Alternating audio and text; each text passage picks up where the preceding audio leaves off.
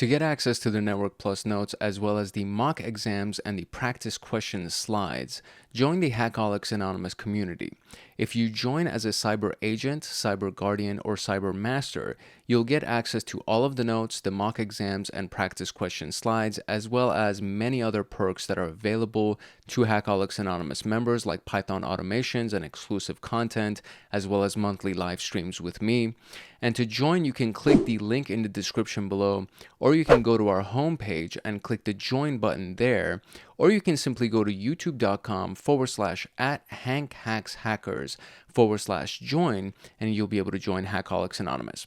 Now let's get back to the Network Plus training. All right, network security is one of my favorite topics because I'm a big security guy.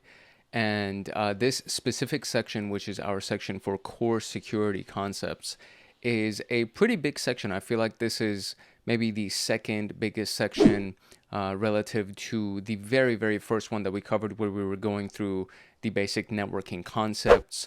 And security concepts in general are extremely important, even if you don't want to go into security.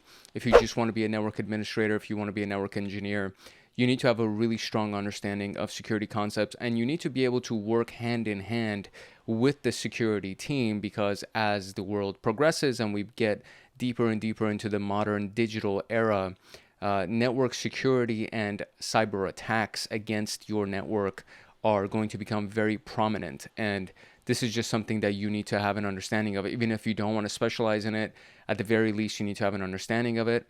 And of course, if you're studying for Network Plus, or if you just want to be very knowledgeable in the Network Plus criteria and syllabus, then you need to have a really strong understanding of security concepts and just be good at securing your network.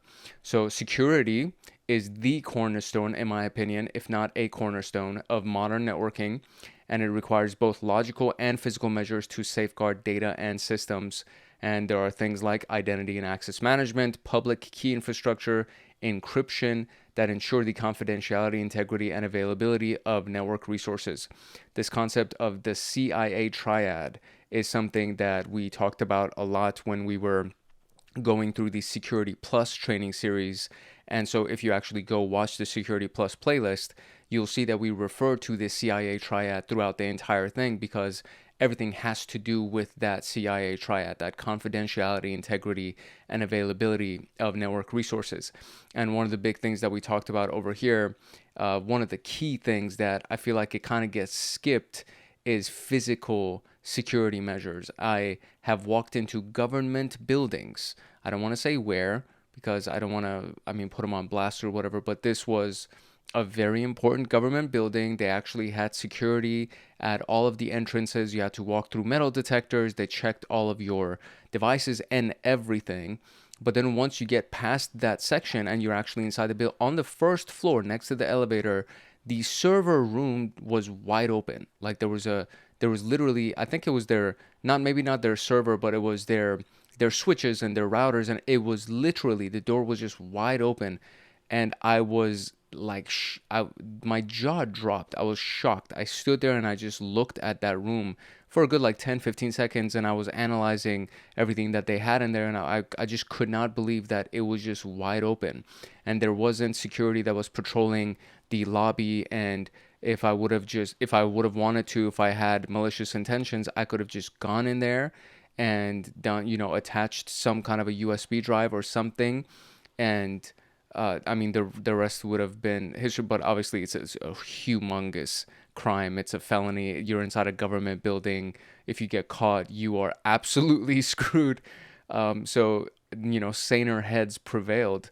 But it was one of those things that, for whatever reason, they think logical and technical security measures is more important than physical measures for whatever reason. And I have walked into buildings because somebody held the door open for me, and I just pretended like I belonged in the building, and they just let me do it. And again, there are so many different ways that you can bypass physical security measures, tailgating, or what's the other thing? Piggybacking, tailgating. These are all concepts that will actually get you into the building. And then once you're in the building, depending on what your strategy and what your goals are, you can get a bunch of things accomplished. So I don't want to bypass the physical security measures of this, or I don't want to downplay it. And we're going to touch on it, and I will touch on it as best as I possibly can. But this is the majority of the concepts that we're going to be talking about will have to do with digital, logical, and the intangible stuff that you can't actually touch, and then it's all inside the ether and the network connections and the firewalls and all of that stuff. So we will talk about some physical security measures, but I feel like it won't be touched on as often or as much as it should. And I just don't want to downplay it, and I wanted to at the very least take this opportunity to point out that it's very important to keep physical security in mind as you're going through your network security preparations. The first thing that we're going to touch on is the category of logical security.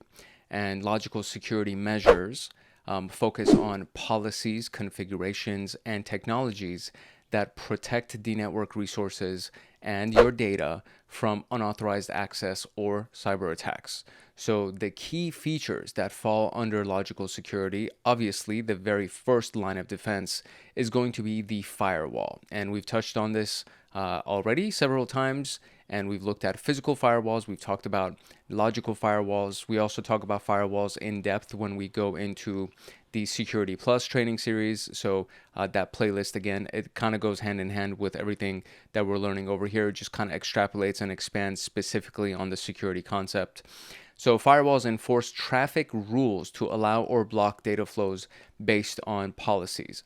And you can have a variety of different firewalls. So you can have packet filtering firewalls, which filter traffic based on header information like source, destination, IP addresses, and stateless firewalls that are essentially the opposite of stateful firewalls. And stateful firewalls track active connections and inspect traffic state, and they look at context and they look at behavior, not as deeply as the next generation firewall, but they do have this concept of looking at context. Stateless, not so much. Packet filtering firewalls is specific to, I think it's a version of the stateless firewall.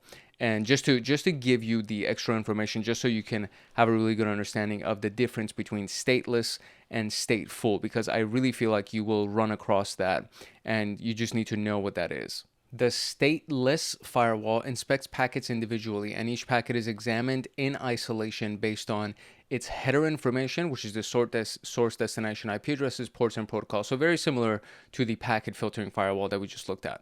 There's no memory of past connections, so they don't track the history or context of network connections, and it's basic filtering, which is primarily used for simple filtering like blocking specific IP addresses or ports. The advantages of this is that it's simple and it's relatively quick. It's low resource consumption because it doesn't need to remember anything and it doesn't need to track context or the history. The disadvantages is that it has limited security capabilities because it can't track context and it can't remember history. And essentially, with the exception of, filtering like blocking IP addresses or ports, that's pretty much all it can do. And it's vulnerable to attacks that exploit the lack of connection state information. So for example, spoofing attacks. So if I want to do a MAC address spoofing where I pretend like I'm a different MAC address, or if I want to do an IP address spoofing where I pretend that I'm a different IP address that allows me to get past the firewall, it does not protect against that, as well as the denial of service attacks that if I flood your network with a bunch of ICMP pings and you get millions and millions of pings, it won't be able to block against that. It won't be able to protect against that because it does not, or it is vulnerable to attacks that exploit the lack of connection state information, so it does not protect against that. So that is a stateless firewall, which essentially the packet filtering firewall is. Now, the stateful firewall tracks the connection state, meaning it actually maintains a state table that records information about active network connections. So for example, source, destination IPs, ports, sequence numbers, and it analyzes packets in context. So each packet is analyzed within the context of its associated connection and its history, and it has advanced filtering that can detect and block more sophisticated attacks like spoofing and DOS by identifying anomalies in connection behavior.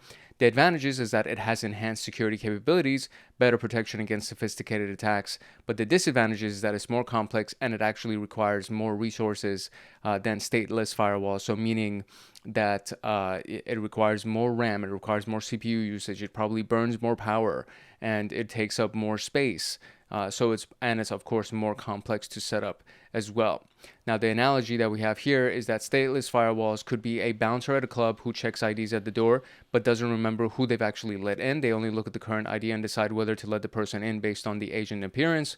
Stateful would be the bouncer who keeps a list of people who are already inside the club, and they can then identify and deny entry to individuals who shouldn't be there. So those who were previously ejected or those who don't belong on the guest list, or if you've already gotten in. This is one of my favorite examples is The Fifth Element, where they're trying to get on the plane, and the first part is that Lilu, the Fifth Element, the girl who plays the Fifth Element, which is by Mila Jovovich. I don't want to kill her last name, but so Lilu and the young preacher show up to the entrance to get checked in, and then the young preacher guy says, yeah, I'm Corbin Dallas. And then Corbin Dallas actually shows up, who was played by Bruce Willis. And then he's like, yeah, I just sent a homeboy over here to actually to check me in, but I am actually Corbin Dallas. And then he scans his ID, and then they actually get on the plane. And then this other guy who's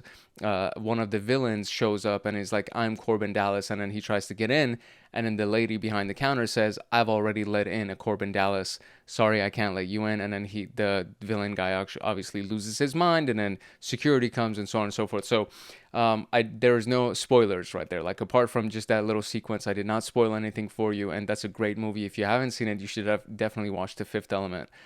One of my favorite all-time movies ever. But yeah, so that's kind of what the stateful firewall essentially is, right? They identify and deny entry to individuals who shouldn't be there, or people that have already entered, and it's like, well, I already have this guy in here and I've checked him off. There's no possible way that I'm going to let you in because I already have somebody under this name that's already in, right? So that's what a stateful and stateless firewall example is. Now, the next generation firewall goes beyond basic filtering, and it transcends the limitations of traditional firewalls by moving beyond simple port and protocol inspection. They delve deeper into network traffic, examining the content and context of packets. So it has deep packet inspection that analyzes the content of data packets, not just the headers. This allows them to identify and block malicious traffic hidden within seemingly legitimate communications. The application control, and it can identify and control specific applications running on the network, even if they use non-standard ports. This enables granular control over application traffic, blocking risky applications and prioritizing business-critical ones. Then we have the intrusion prevention system that comes pre-embedded inside of these next generation firewalls, which is integrated. So it actually has the capabilities of an intrusion prevention system that can actually detect and prevent intrusions by analyzing traffic for known vulnerabilities and suspicious patterns, and then blocking them from entering. So it goes beyond just intrusion detection. It actually prevents intrusions from taking place. It can integrate with user directories like Active Directory to apply security policies based on user identities, not just IP addresses. This allows for more granular and personalized security measures. It can also integrate with LDAP, which is, I would say, the Linux version of Active Directory. And then we have advanced threat protection, includes features like sandboxing, malware analysis, URL filtering to detect and block sophisticated threats, like zero-day exploits and advanced persistent threats. And zero-day exploits are the types of exploits that have not been detected before. So it's like the first time that is happening, and it has these various features to protect against that. So in case it actually does detect something that seems malicious, but there's no signature of it, so there's no previous detection of it that exists in any kind of a vulnerability database or an exploit database, but it detects like there's something wrong based on behavior and anomalies, then it'll implement sandboxing, which, kind of it isolates that specific exploit so it doesn't expand from one part of the network or one device to different network segments, and to be able to hack into different devices, or what's the word that I'm looking for? Infect, I guess, different devices. It can analyze malware, of course, and URL filtering, so on and so forth. So very, very powerful advanced threat detection. And then we have the VPN support, so it provides advanced VPN capabilities with better control monitoring of encrypted traffic, threat intelligence feeds like VirusTotal and MITRE that will actually feed into it so that it can stay updated. And it's very, very, very, very, very, very powerful. The next generation firewall, compared to traditional firewalls, I don't think they even compare. Next generation firewall is just a completely different ballpark. So traditional firewalls focus on packet filtering based on source destination IPs, ports, and protocols, limited visibility into application traffic, less effective against sophisticated threats. Next generation is deeper inspection and more advanced security features, better protection against modern threats, more complex and expensive than traditional firewalls, obviously. But if you can afford it, or if your company can afford it, and if you guys can set it up, it's not even a question whether or not you should choose next generation firewalls versus the traditional ones. So as a review, we have the packet filtering firewall, which is stateless for the most part. It just filters based on header information like source destination IP addresses. It doesn't track history, it doesn't track context. Stateful tracks active connections and inspects traffic state. So it actually looks at context, it looks at history a little bit, and it's a little bit more advanced than just a basic stateless packet filtering firewall. And the next generation firewall is the cream of the crop. So it has advanced features like intrusion prevention and deep packet inspection and everything else that we just talked about as well. And you know, I love a good visual. So this is what our visual for the firewall looks like. And it's absolutely beautiful. And it explains everything in one great image. So we have the public internet and the traffic that goes in and out of the public internet from your network, which is this section on the left right here. So you have the stuff that comes through your firewall and is trying to access your router or your modem. And so it will first go through that firewall. And the firewall will either greenlight them, so allow them to actually go into your network, or it will block them. And if it blocks them, then it just gets sent into the dustbin. As we see over here, it's not allowed to enter, and so it gets discarded, right? And depending on if it's an intrusion protection system or a next generation firewall, it may also flag them. It may look at different threat intelligence databases, or it'll just block things based on IP addresses or ports or protocols. And once it's actually inside your system, then it can go into whatever device that it's supposed to go to, because assuming that it's actually past the firewall, it's actually allowed to be inside of the network. Now, this is one layer of protection, right? There are different ways that people can actually bypass firewalls. And again, if you go look at the Security Plus training, or if you look at really anything under the Junior Pen Tester and Pen Test Plus playlist that I have on this channel, there are so many different ways that we can bypass firewalls. Nmap actually has specific strategies that we can use to bypass firewalls and be able to enumerate networks and scan networks, and there are just a lot of different ways to do it. So the firewall is the first layer of protection. It is not the only layer of protection. Even if you have a next generation firewall, which is amazing, it still does not mean it's the only thing that you need to have. So that is the key takeaway from this, is that it's powerful and it has specific rules that you can establish. And if you have next generation firewall, it can also use threat intelligence and intrusion prevention, all of that, but it should not be the only thing that's available. And of course, we're actually going to go into the rest of the security appliances that will be used to protect your network and to amplify your network security posture.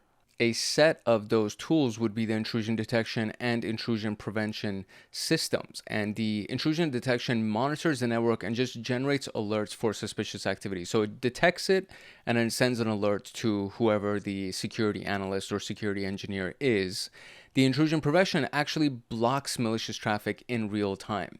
Now, we can have different types of intrusion detection and intrusion prevention systems, and they could be signature-based, which is also known as heuristic, where they look at signatures of actual known vulnerabilities, exploits, attacks, and based on those signatures of that malware or whatever the attack is, it'll actually block it. And then you have the one that works on context, and it works as behavioral. So there's the signature based and then there's behavioral. And signature based stuff literally looks at source code, it looks at hash values, and based on all of the different threat intelligence feeds and websites that are available, it'll look at that entire database of signatures, the digital signatures of these malwares, and it'll say, oh, I recognize this is actually a malware, I'm going to block this. Now, there are some malwares that have been written for just that specific attack. So they don't exist on any kind of a database, which is also known as a zero-day attack. And those types of malwares don't have the signatures. So a signature-based or a heuristic intrusion detection, intrusion prevention system will not be able to notice it. So you will need something that is behavioral-based, that will look at your baseline of regular activity, the standard activity for your network. And if it notices anything that goes outside of that baseline, it'll mark it as an anomaly, and then it'll take the actions that it should take. So for example, it'll generate the alert, or it will just block that traffic. So intrusion detection and prevention systems are very, very powerful tools. And this would be the next layer of protection that we have. So as an example over here, we can see, again, we have the internet, right? The internet traffic goes through the firewall first. And if it gets past the firewall for whatever reason, let's say, we didn't have a specific rule to block it. And so if it gets past the firewall, then there's the intrusion detection, intrusion prevention system that offers that next layer of filtering to say, oh, you know what? Fine. You may have gotten past the firewall, but there's something about you that seems to be fishy to me. And for whatever reason, I need to generate an alert, or I need to just block you from being able to access my network and trying to access all of the network assets that we have over here. So there's multiple layers of this, right? So the first layer is always the firewall. The next layer would be the intrusion detection or intrusion prevention. And these could also just be swapped out. So you could have IDS first and then firewall. Doesn't really matter. There needs to be at least 2 layers. That's basically the concept here. And then, of course, if you really want to go look at it, then you can even go through endpoint security measures, and then we can look at security information event managers and all of these other tools that are available. But at the very least, we would have a firewall and some kind of an IDS in place. And then if you have a next generation firewall, it actually has the IDS or IPS mechanism that is integrated into it, which makes it even more robust and more powerful. And then you can also have another layer of detection and protection. Now, switching gears a little bit, we can talk about the segmentation of a network. So this is actually another security concept. This is not necessarily a tool that we would use. We would use tools to segment our network, but this is an approach. This is a philosophy and a strategy for network security, and it's called network segmentation. And we've talked about this multiple times throughout this training series as well.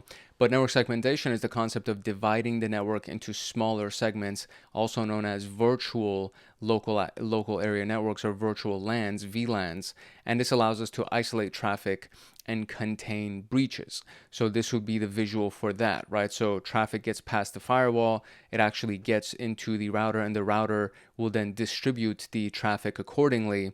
And so let's say, this specific switch creates this virtual LAN right here for the sales department. This specific switch creates the virtual LAN for the finance department. And depending on who did what, right? So let's say it was somebody in the sales team that just was silly, or they were careless or something, and they clicked on something that they shouldn't have. And now the sales department is at risk because one of the computers in the sales department got hacked. And since that is indeed the case, we don't want the finance department to also get hacked because of a silly mistake that somebody in sales made, because the finance department actually holds all of our financial data, and they hold our bank accounts, and they hold our payroll, and it's so much more sensitive information than the sales team holds. And so if the sales team gets hacked, we don't want the financial department to even be at risk. Therefore, we segment these different portions of our network to make sure that we can just isolate the malware or the traffic or whatever it is, the malicious attacker. We can isolate them in this particular portion, and they won't be able to get out of this virtual LAN to be able to get into the finance department.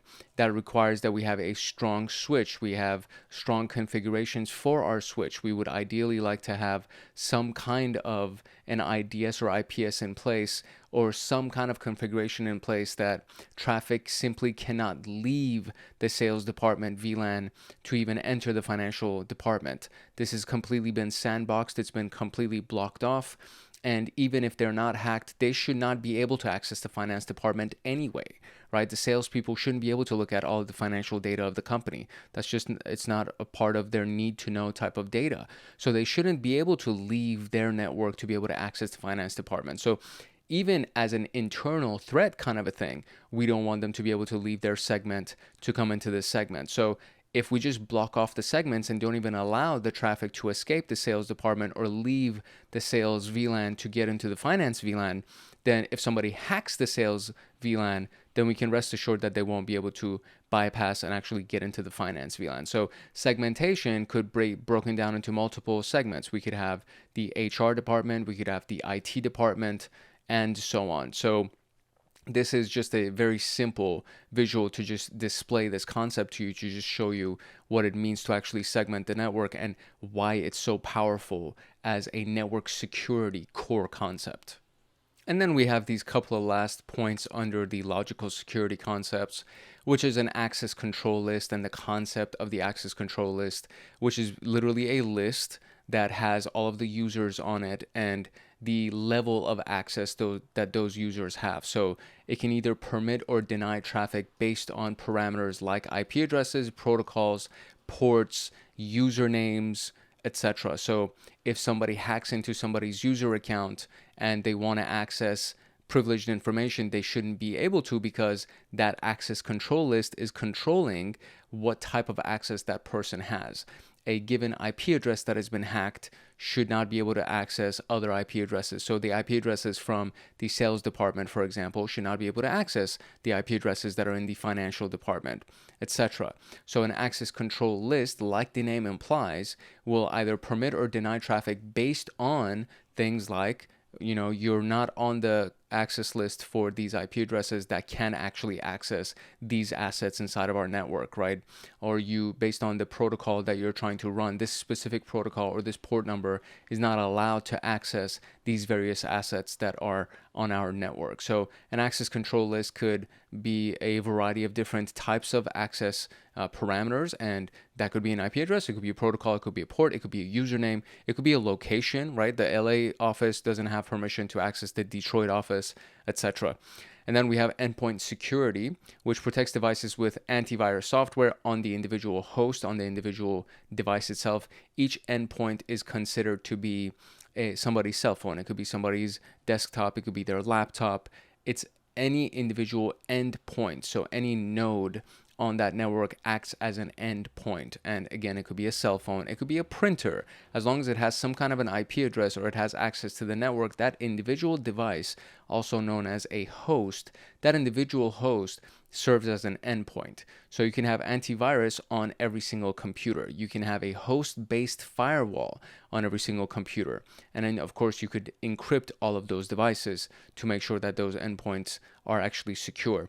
And then there's the endpoint detection and response tools that will also be monitoring every single one of those endpoints. And each one of those endpoints will have an installed software on it that's known as the agent, that will make each of those endpoints as an agent that sends data to the manager server, which is going to be one device or a series of devices that are inside of the IT or security department that are receiving all of the data from these various endpoint agents. And then based on what's going on all of those endpoints, the managers can say, okay, we feel like this specific computer has been hacked. We need to isolate it from the rest of the network or the rest of the segment so that whoever has hacked it cannot escape and get out of this endpoint and go hack the rest of our network. So endpoint security has also many layers to it, and just depends on how sophisticated your company is and how serious they take it and the layers of endpoint security that they've implemented for that network. And now we get to physical security. So physical security measures protect the hardware and physical infrastructure of a network, like the building or the server room, or anything really that has to do with physical infrastructure or physical surroundings.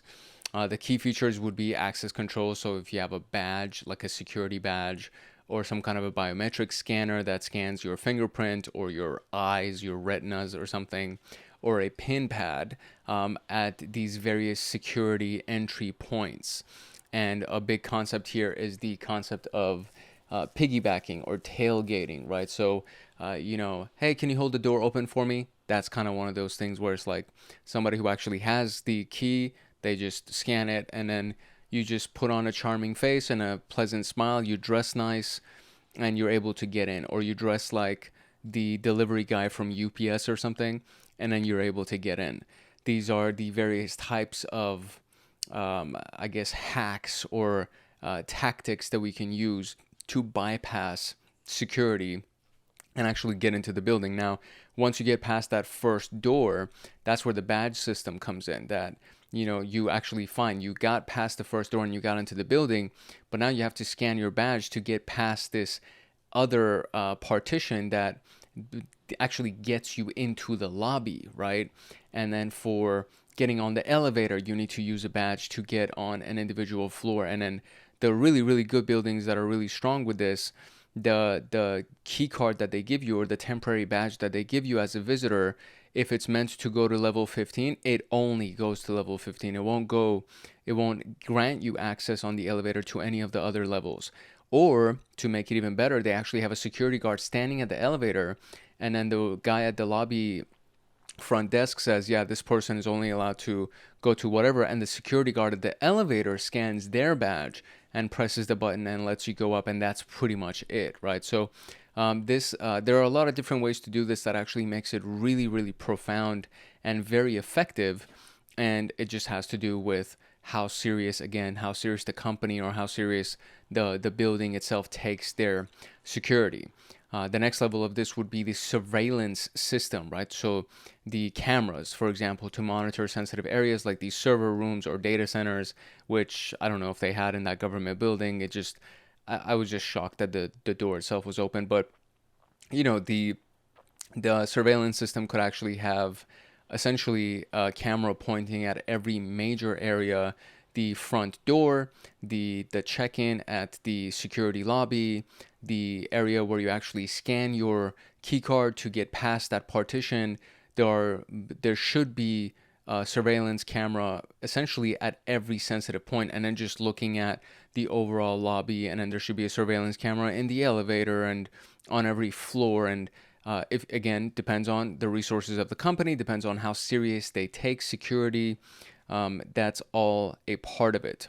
Then we have environmental controls. So sensors that detect temperature, humidity, and smoke to prevent environmental damage. And this more has to do with the actual setup of the building and where you are located, and just making sure that the server room does not get overheated, that there isn't too much humidity inside of the server room that would create mold, or there would be some kind of too much humidity that would actually affect the chips inside of the machines themselves and ruin the wiring, so on and so forth. So temperature detection is a big deal. Humidity is a big deal. Smoke is obviously a really, really big deal. And all of these things play into the environmental controls. And if you want to take it a little bit step further, if it's a location that's meant to house your servers, then there's also, are we in an environment that is going to get a lot of tornadoes or hurricanes? Are we in an environment that gets a lot of earthquakes? Are we sitting on an earthquake fault that if something were to happen, the building is going to get split in half because of the earthquake fault? You know what I mean? So there are a lot of different ways that we can consider the environment of the physical infrastructure to see how secure that environment actually is. And then finally, we have the locks that go actually on the hardware. So the secure racks and individual server cases with physical locks, locking those enclosed racks, or locking the server room, or locking the building and only giving access to people that should actually be let in. There are certain buildings, I think it's like the Department of Insurance in California and Sacramento, like their headquarters in Sacramento, that you can't even enter the building from the outside. There is no handle on the door. So there's only one way to get in. It's through one set of doors, and those specific doors won't even open unless you actually have the key card that will allow you to do it. Apart from that, there are no handles that actually fit locks in them, like nothing. Literally, the building is on pure lockdown. Now, obviously, that is expected from the Department of Insurance because they're very well funded and they take security very, very seriously. So these are just a few of the key features that we have under physical security. All right, switching gears again, we are now looking at the identity and access management concept. And IAM ensures that only authorized individuals and devices can access network resources, enforcing granular control. So first, there's identity that goes under the authentication portion of it. Who are you, right? And then access management goes into what are you allowed to do. So IAM, if we were to break it down into two questions and really oversimplify it, it would be two questions. Who are you and what do you have permission to do? Who are you and what do you have permission to access? That's what IAM does. And Active Directory is one of the frameworks that allows you to do this. LDAP is another one of these frameworks that allows you to do this. It allows you to enforce identity and access management policies and the rules that are available, and this enforces granular controls, right? So if you've never used Active Directory, there are videos on this channel that actually go into the basics of Active Directory, and we actually run exercises on how to create group policies, how to create new users, how to create groups, and the various elements of that. We don't really go deep into those concepts, but they are very, very important concepts, and it's one of those things that you should know how to do as a network administrator. At the very least, you should know how to do it as a network administrator. Usually it's not the network admin that works on these things, but it is a concept that you should be aware of. It's usually somebody from the security team or from the IT team that worries about managing people's credentials and managing their user accounts and the access that they actually have, the authorization that they have to do what they do, and the assets that they're authorized to access. So it can be something that is also done by the network security person or by the network administrator, but usually it's not. But even if it's not, it doesn't mean that you shouldn't know about it. There are several key components under IAM. The very first one is authentication. So this actually validates the identity of the person with things like their username and password, their fingerprint or their retina scan, or tokens that are assigned to them, or key cards, or a variety of different ways that somebody can actually authenticate themselves. And then the next layer of this is the MFA, the multi-factor authentication. Now, the MFA usually has a multiple of these three things. At the very least, there's two of these three things that are present. So the first thing is the something that you know, which is your username and password.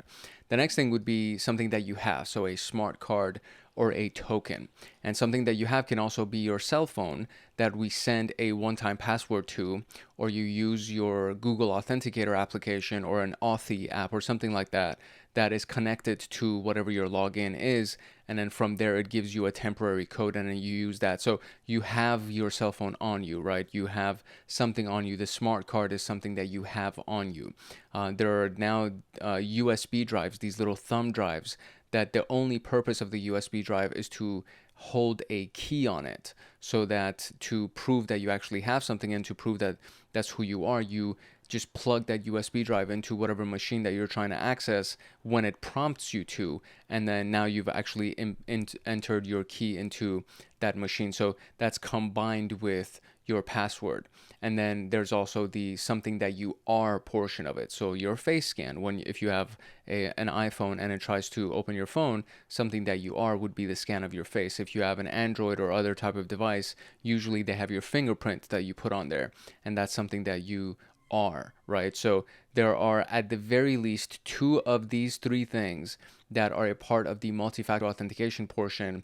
And for the most part, it's, you enter your username and password, and then we'll send you a one-time password to your email, or we'll text you a one-time password to your cell phone, or you use your Google Authenticator app to actually enter. So at the very least, you have two of these three things, and you should also have it for your own personal life. This should not be only something that's limited to your work life. So that falls under authentication, proving who you actually are and verifying your identity, right? Once you have been authenticated, then we're going to talk about what are you authorized to do? What do you have permission to access? And this determines what actions you can actually take based on policies and roles, what rooms you can enter, what files you can open, what services or what software you're allowed to access, so on and so forth. So authorization is all about permission. What are you authorized to do? Authentication is who are you? Once you've been authenticated, the system will then say, okay, this specific user has permission to do these things, whatever they are. And usually when a hacker hacks into a network, if they get access as a lower level user, their next challenge is to actually get access as a higher level user. So they have to increase their privileges and be able to become some kind of a manager or some kind of an administrator so that they can do all of the things that are reserved usually for admin users, because lower level users don't have authorization to do any of those things. They can simply just open up the email app, or they can create documents or read documents. That's basically what they're allowed to do. So once a hacker gets into the system, they need to increase their privileges, and that requires a whole other level of hacking, because now you have to try to hack into one of the admin accounts. So there's authentication, and then there's authorization, and then we have these different access controls, which is either role-based or rule-based. So role-based access control, again, falls under who you are and what are you authorized to do. So I like using the bank because it's a really good hierarchy of roles. So if you walk into your bank, your local bank, and the person that is just talking to all the customers and everything like that is usually the teller. They process transactions, and they have the lowest level of permission based on their role. The role of a teller is to process transactions, access accounts, so on and so forth. They can't open accounts, right? They can't do the things that the branch manager can do. And the next level up would be the teller, the lead teller. And the lead teller has higher approval limits. So if there's a withdrawal request from somebody who's, they're trying to withdraw $5,000 or something, a teller, the very basic teller, has to go to their lead teller and say, hey, listen, this person needs to withdraw this amount of money. Can you please give me permission to do so? And then they'll be able to process it. And then right above them is their supervisor. And then right above that person is the operations manager. And then the operations manager usually has the same level of access as all of the bankers, the personal bankers that actually open accounts, because bankers are technically supervisors. And then the highest level of role or highest level of permission inside of that branch is the branch manager.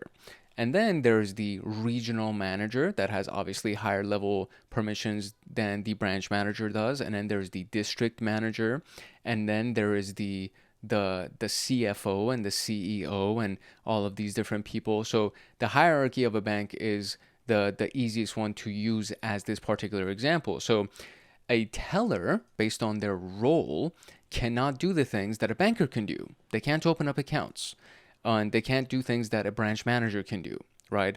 Branch manager, if a teller forgets their password after they came back from the a vacation or something, the branch manager actually has permission from the domain controller, the domain administrator in the IT department. The branch manager has permission to reset the password of the teller. They don't have permission to reset the password of somebody in a different branch, though. They only have permission to reset the password of somebody in their own branch. They don't have permission to create new users inside of the bank's network. They only have permissions to reset the password of somebody in their own branch. That's really what they're limited to based on their role.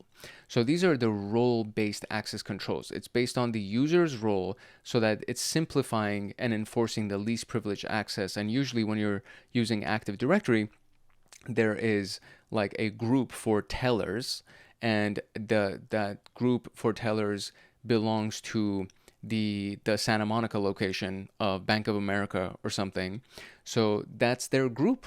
And so if a new teller is hired for that location, you create their user account, and then you just drag and drop that user into the little folder that houses all of the tellers for the Santa Monica branch. And whatever rules we enforce on that folder for those tellers now applies to that new person that just got hired on. So it simplifies the permission granting of that person. All we have to do is just drag them, drop them inside of that group, and whatever permissions are assigned to that group are now assigned to this new person that comes in. And then there's rule-based. So rule-based is context-based, right? So it looks at your geolocation. It looks at the time that you're trying to sign on, and any other rules that provide context-based rules for access. So for example, if somebody is trying to hack into your network and their IP address is from Russia or something, and they're only allowed to access something based on an IP address that is based out of California, right? So we don't even have to go into a different country. Somebody from Idaho is trying to access something in California, and then the rule is, only IP addresses from California can go ahead and access these computers. So that's a geolocation rule. Another one is a time of sign-on, right? You can only access these things between 9 a.m. to 5 p.m. Pacific Standard Time. So if anybody's trying to do it outside of those times, they're not allowed to access it. So we have role-based and rule-based access controls that all fall under IAM. And our last few concepts are the concept of single sign-on and privileged access management, and these also fall under IAM, not as much under security as they do just under administration and allowing things to be a little bit more convenient. Privileged access management, I would say, actually does fall under security, but single sign-on is mostly for allowing users to authenticate once and then access multiple systems. So, for example, you log into your Microsoft computer. Based on your login, you have been assigned access to Office 365, which gives you access to Microsoft Word and Microsoft Excel and an Outlook and so on and so forth. So you just log in once, and as long as you're logged into that computer, you don't need to log into Outlook again. You don't need to log into Microsoft Office or all of those things. And just based on that single sign-on, you get access to a series of resources. So it's more about convenience than anything else. Now, the single point of failure here is that first sign-on. So if your password is weak on that first sign-on, whoever actually gets that password gets access to everything else that you're allowed to access. So it's very, very important to enforce really strong access control or password policies, So to enforce really strong password policies, and of course, make sure that you have at least 2 of the 3 different layers of multi-factor authentication also enforced, so that the access of these things has been the authorization to be able, or the authentication to be able to get in and actually do that single sign-on is as high of a level of requirement as there is, so that once they get in, whatever they're authorized to do can actually be assigned to them. Again, it's just that single point of failure, that first sign-on needs to be very secure. And then we have the privileged access management, also known as PAM. And this protects access to sensitive systems by controlling high-level administrative privileges. So these are the secret clearances. Like, these are one of those things, and there's mandatory access management or mandatory access control. And these are things that, again, have to do with, you're not even cleared to access this. This is not, it's based on a need-to-know basis, and you don't need to know, right? Based on what your role is and all these things, your access to these things is fully limited. You do not have access to be able to do anything. And this includes sensitive systems, it includes sensitive files, and we're controlling the high-level admin privileges, so the domain controller, right? So a domain controller is the highest level of access that is available for any given network, because that's the person that can do anything. They can do anything inside of that network, inside of that domain. They can create new offices, they can create new users, they can grant access to anyone for anything. And the highest level of privilege for administrative privileges that are concerned would be somebody who is the domain admin or the domain controller. So that needs to be super protected. Like, the person who has that domain controller account has to go under they have to go through the highest level of security to be able to log into their account, because their account can do anything inside of that domain. Therefore, it is the most privileged account and the most sensitive account.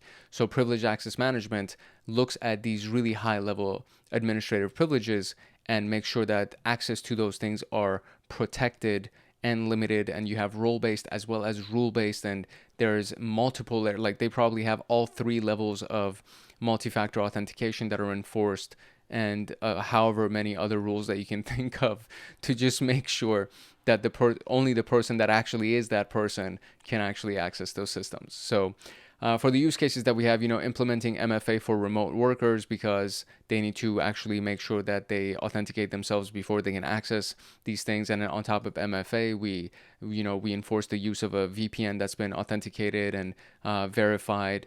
And then we have restricting database access to specific employees using role-based access control. And that one's kind of self-explanatory, so I don't really need to go into that. But there are a lot of different use cases that you can think about that IAM, identity and access management, really falls into. And there are also a lot of different examples inside of the Security Plus training that I did, where we actually look at real-world examples of where IAM succeeded and where IAM failed. So if you're interested in this kind of stuff, that would be something that I would recommend you watch, because there's a lot of cool use cases. There's a lot of cool real world stories that took place, that all of these security concepts were like perfect examples of where those things actually failed and where they succeeded.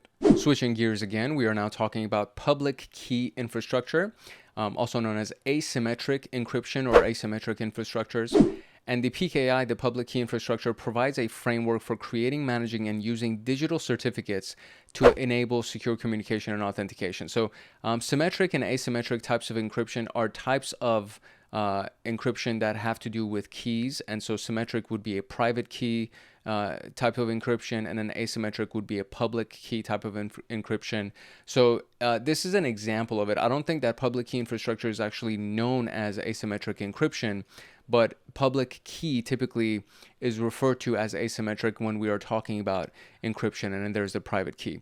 But when we actually go through the various components that are here, these are actually very similar to what we talk about when we go through asymmetric encryption anyway. So I feel like it really is pretty much the same thing as asymmetric encryption. But public key is another way of saying asymmetric. Private key would be another way of saying symmetric.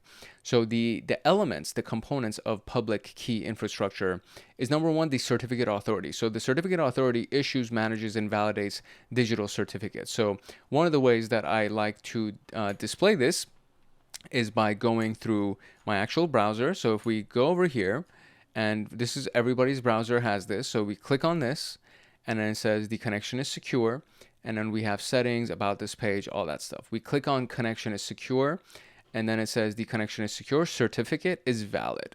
So we click on that, and then it opens up this thing right here where we actually get to look at the certificate of this website that I'm on. So for example, it's Google Docs, and the common name for this is the *.google.com, which is basically any subdomain on Google that will actually have this certificate issued to them.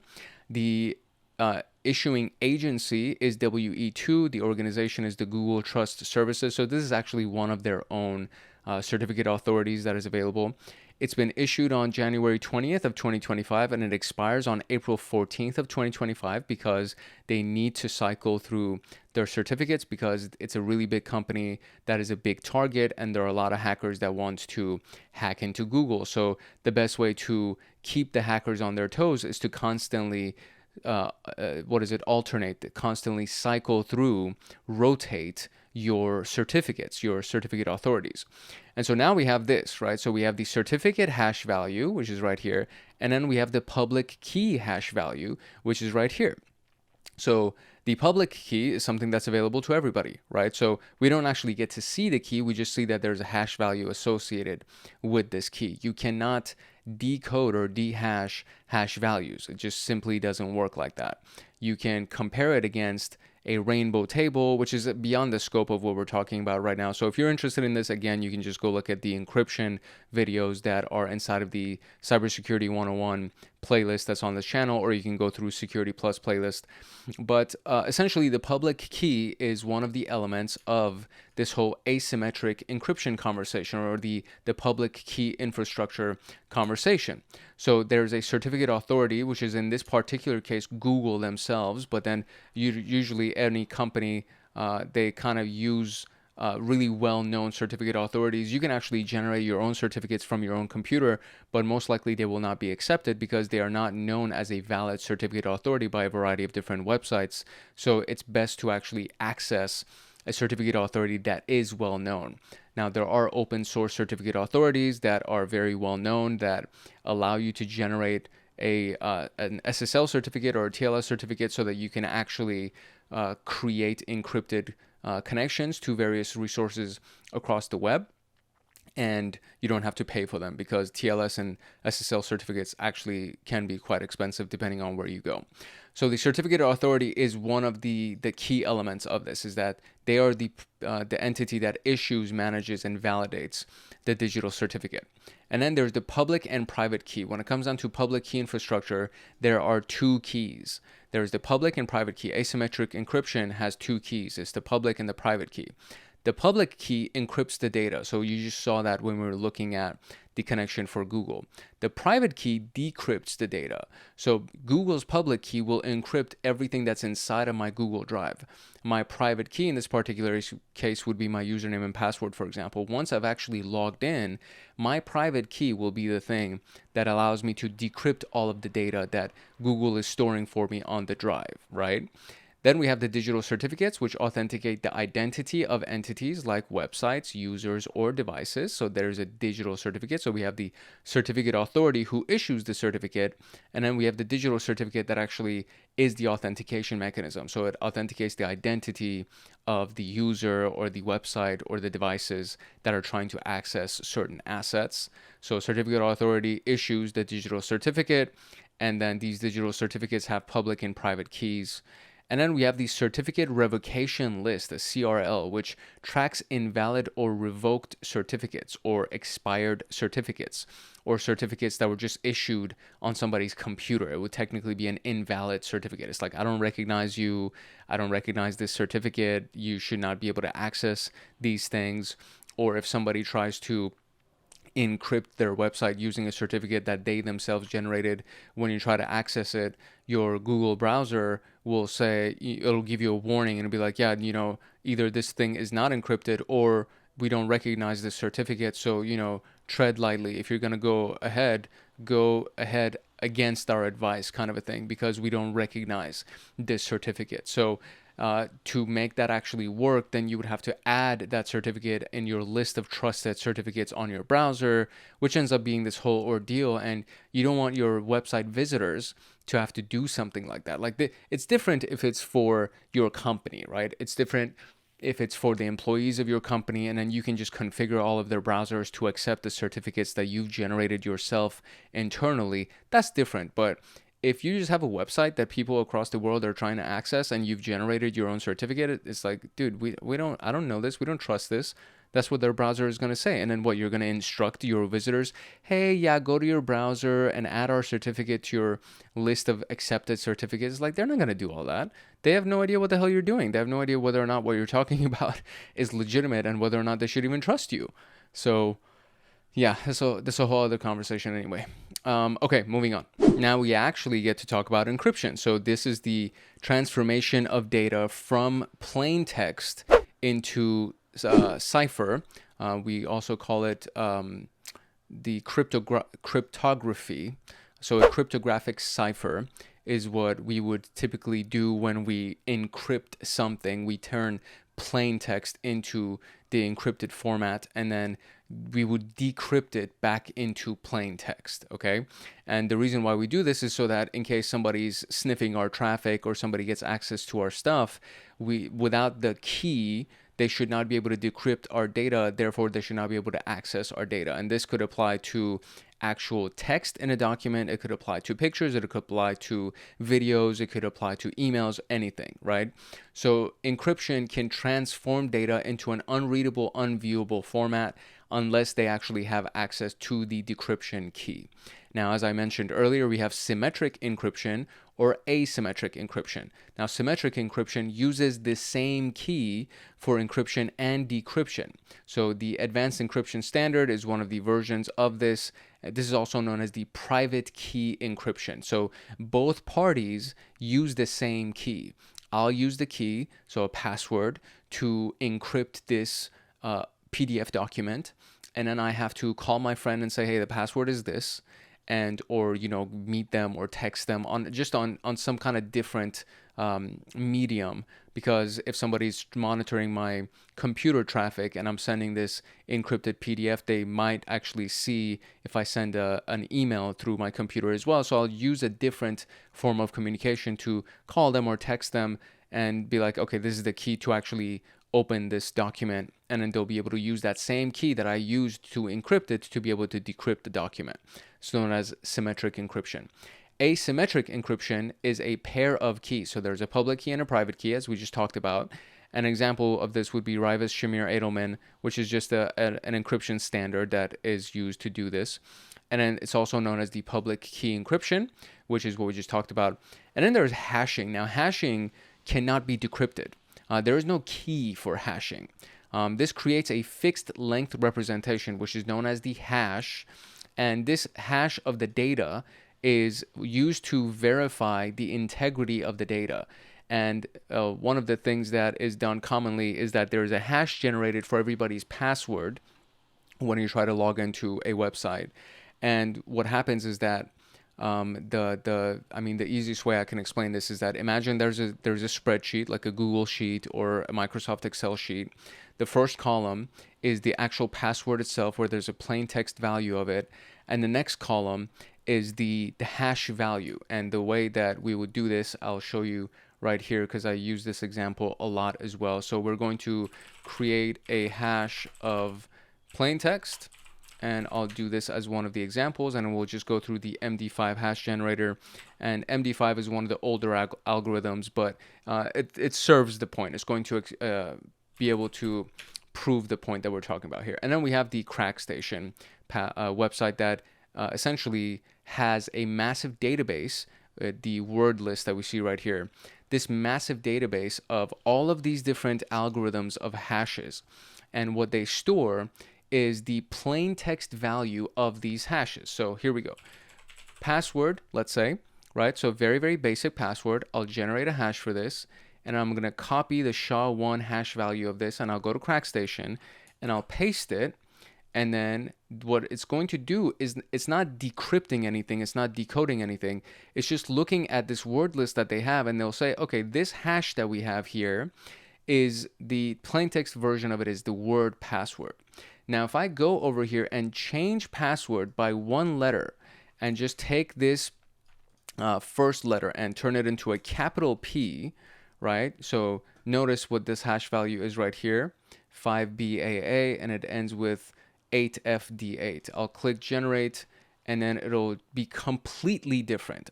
All I did was I just changed this first letter into a capital P. Now the hash value is completely different for this. So I'll copy this and I'll go back to CrackStation, and then we'll go ahead and paste it, and then we'll go right here, crack the hash. And now it also has this because, again, this is just a very weak password. It's a very simple password. They have a massive word list that has millions of entries. So obviously, all of the variations of this, so it could be password with two S's or $2 instead of S's. The O could be a 0. There could be a lot of different variations of this, right? So these would all be considered weak passwords. Now, if I go here and I do this is a strong password, and then I'll just add a bunch of stuff at the end of it, and then we generate a hash value for this, right? We would go again, copy this hash value, and then we go to CrackStation, and then we paste this hash value over here, and we try to crack that hash. It doesn't exist in their database. So this is what's very important to understand. They don't decode these hashes. All they're doing is they're comparing their database to see if they have the plain text value of whatever this hash is, okay? Now that we understand this, the way that authentication works to a website that has all of these things encrypted is that they look at their database of all of the usernames and passwords that they have, and then they say, okay, do I have this hash value stored in our database for our authentication for all of our users? Their hash value, and remember, right, so even if I change it from a lowercase p to a capital P, the hash value completely changes. There's a unique hash value for every plain text value, and that unique hash value will always be the same for that specific word. So for the word example, the hash value for this will always be the same. So when you try to log into a place, they'll just look at the hash value of your password, and they'll be like, oh, okay, we have this hash value. This is actually the hash value that's been assigned to this user, so this person can be authenticated and they can get in. But they are not decrypting your hash value or decoding your hash value, dehashing it, whatever. They're not doing any of that stuff. They're just looking at the hash entry inside of their database, and they're like, oh, okay, I do have this hash value, and this is actually the hash value for this person. Therefore, I'm allowing them to come in, right? And anybody who says that we can decode hash, it's bullshit. They're not decoding anything. All they're doing is they're just looking at a massive database, and they're saying, okay, I do have the plain text version of this hash. The plain text version of this is this value. Now, This also works for digital forensics. So if you actually have an image will also have a hash value. And if you alter anything about that image, if you crop it, if you add something to the macros, which is the metadata of the image, if you do anything to that, the hash value of that image changes. Same thing applies to video. Same thing applies to a copy of somebody's hard drive. And all of these things have a specific hash value. And as you're going through your investigation, if the hash value changes, then you know something about that asset was changed, something was altered. And then we know, okay, it's not the same thing. The integrity has now been modified. The integrity of this thing has been altered, so I cannot now rest assured that I'm dealing with the same asset that started at the beginning of this investigation. So hashing is one of these really, really powerful concepts that it creates this fixed length representation, which is the hash of whatever the data is, and it cannot be reversed. And if it is indeed altered, that means that something about that thing, something about that data has now been altered. So it's very, very powerful in investigations. Obviously, it's very powerful in authentication and network security. And we use hash values a lot in digital forensics and incident response because we want to make sure that the integrity of whatever that data is has not been altered. And we have our final couple of bullets here. So there are two different modes of encryption, which is encryption in transit and encryption at rest. So there is data that's in transit, and then there's data at rest. So what you're watching right now is data in transit, right? So the data needs to be protected during transmission. For example, TLS for web traffic. So you are now watching something, which means that there is data being transmitted to you through your YouTube application or through your web browser. So this is data in transit. When data gets emailed, that's data in transit. Now, data that's at rest, it's data that's literally sitting somewhere. So for example, inside of your computer's hard drive, right? It's not being transferred to anybody, but it's sitting in the computer and it's at rest and it's not moving. And that also needs to be encrypted so that in case somebody breaks into the computer, they can't access it. So this is a very common concept for databases, right? So data that's sitting inside of a database, people's usernames and passwords and credit card information, their social security numbers, all that stuff needs to be encrypted so that in case somebody actually breaks into the database, they can't access it without the decryption key. So we have two different modes or two different, positions for data.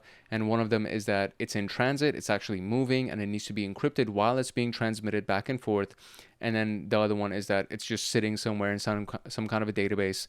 And even in that environment, it needs to be encrypted. The access to the database needs to be encrypted. The data itself should be encrypted, and it should not be able to be decrypted without the key. And the key should be very, very complex, right?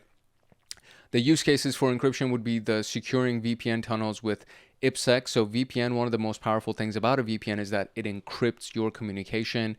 And then, of course, it protects your IP address so that you don't, if somebody in China wants to appear as if they're actually inside of America, they rent a VPN server inside of America, and then they use that VPN server, and now they're able to access something that is only available to American IP addresses, for example.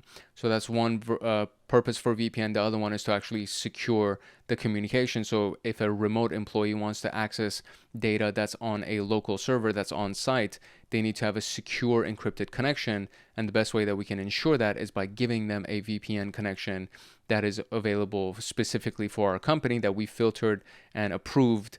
And IPsec, IP security, is something that is a very key element of VPN tunnels.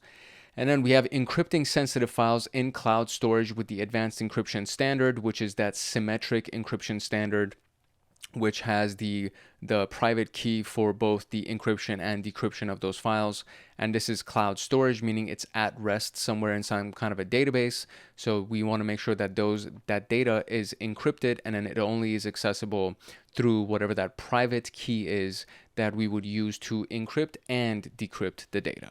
Which brings us to our scenarios. So scenario 1, implementing MFA for employee logins. The problem is that the passwords alone are insufficient to secure access, so we would add MFA using a combination of passwords and biometric authentication. So password is something that you know, biometric is something that you are. Scenario 2 would be encrypting customer data at rest. The problem is that sensitive customer data is stored in plain text. Oh my God. So we want to use the advanced encryption standard to protect the data that's stored in databases, data that is actually at rest. So advanced encryption standard is a part of the symmetric encryption, which has to do with the private key on both ends. So we use the private key to encrypt it, and the private key is used to also decrypt that data. Scenario 3 would be using the PKI, the public key infrastructure for secure web traffic. The problem is that the website lacks HTTPS exposing traffic to interception, meaning that it's only running on HTTP without that secure encryption. So we would obtain an SSL or TLS certificate and enable HTTPS so that all of that data for that web traffic is now encrypted in transit. And then we have limiting access with role-based access control. And the problem is that all users have full admin privileges. That is insane. So we would implement role-based access control to enforce the least privileged access to all of the people who are the lower levels, and they should not have admin privileges. And finally, we have scenario 5, securing data centers with physical security. And the problem is that unauthorized personnel frequently access the server room, which they should not be able to do. So we would install biometric access controls and surveillance cameras and lock the freaking door, right? All of that stuff to make sure that people who are not authorized to access the server room should not be able to access the server room. Which brings us to our practical questions, our practice questions for the core security concepts section. So what is the primary purpose of a firewall in network security? Firewall filters traffic based on rules and things like that. So does it encrypt network traffic? No. Does it monitor and log network activity? Maybe. Does it enforce traffic rules and block unauthorized access? Absolutely. And assign IP addresses dynamically. That has nothing to do with this. That's done by the DHCP protocol. So it enforces traffic rules and blocks unauthorized access. Which security measure divides a network into smaller segments to isolate traffic and improve security? The answer is in the question. So smaller segments. We're talking about network segmentation. VPN tunneling, no. Multi-factor authentication, no. Endpoint security, no. It is segmentation. It divides a network into smaller segments. What is a key advantage of multi-factor authentication? It reduces the need for encryption, no. Requires 2 or more factors for enhanced authentication, yes. Automatically revokes unused user accounts, no.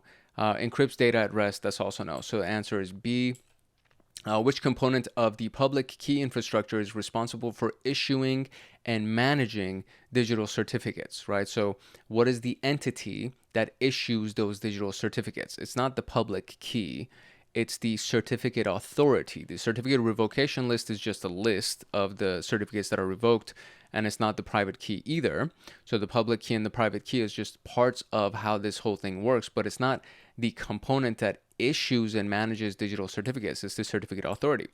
What is the primary difference between symmetric and asymmetric encryption? So symmetric is private key. Asymmetric is public key. Symmetric has one key for both encryption and decryption. Asymmetric has 2 keys, right? So symmetric encryption uses 2 keys. That's wrong. Symmetric encryption uses the same key for both encryption and decryption. Asymmetric uses public-private key. That's the right answer. Symmetric is slower than asymmetric. That's also wrong. Symmetric is actually faster. That's not one of the things that we covered. But symmetric is actually much faster than asymmetric encryption. Asymmetric encryption cannot be used for real-time data encryption. That is not true. So it's B. What is the purpose of a certificate revocation list? So does it store encrypted copies of public keys? No. To list revoked or invalid digital certificates. That would be the answer. To provide backup keys for lost private keys. To issue new certificates. No. It's the list revoked or invalid certificates. Which of the following is an example of encryption at rest using TLS for secure web traffic? So encryption at rest. So TLS for secure web traffic is traffic that's in transit. Encrypting files stored on a cloud server with AES, that's pretty solid. Hashing passwords with SHA-256 during authentication. Remember, hashing cannot be decrypted. So if we're talking about encryption, that means we also need it to be decrypted, and hashing is not an encryption standard that can be decrypted. So this is not even relevant here. And using a VPN for secure remote access, this is also data in transit. So the only thing is encrypting files stored on a cloud. What does role-based access control allow administrators to do? To monitor and log all user activities, grant permission based on user roles and responsibilities, enforce physical security, secure remote access with encryption. So it would be based on user roles. It's literally in the question as well. So grant permissions based on the user roles. Which type of encryption uses a single shared key for both encryption and decryption? So one key, right? So asymmetric uses public and private. Symmetric uses just one key for both and is called a private key. Hashing cannot be decrypted. Again, keep that in mind. And then public key infrastructure is asymmetric, so it uses a public and private key. So symmetric is the only thing. What is the primary function of biometric access controls, which is part of MFA?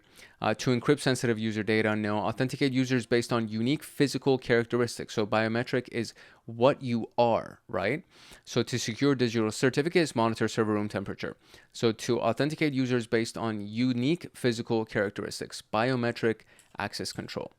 And that's it. That was it for section 4.1.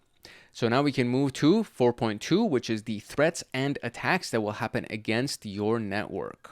To get access to the Network Plus notes, as well as the mock exams and the practice question slides, join the Hackaholics Anonymous community.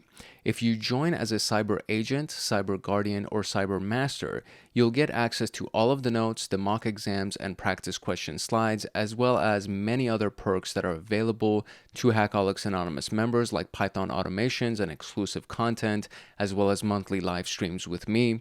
And to join, you can click the link in the description below, or you can go to our homepage and click the join button there, or you can simply go to youtube.com/@HankHacksHackers/join, and you'll be able to join Hackaholics Anonymous.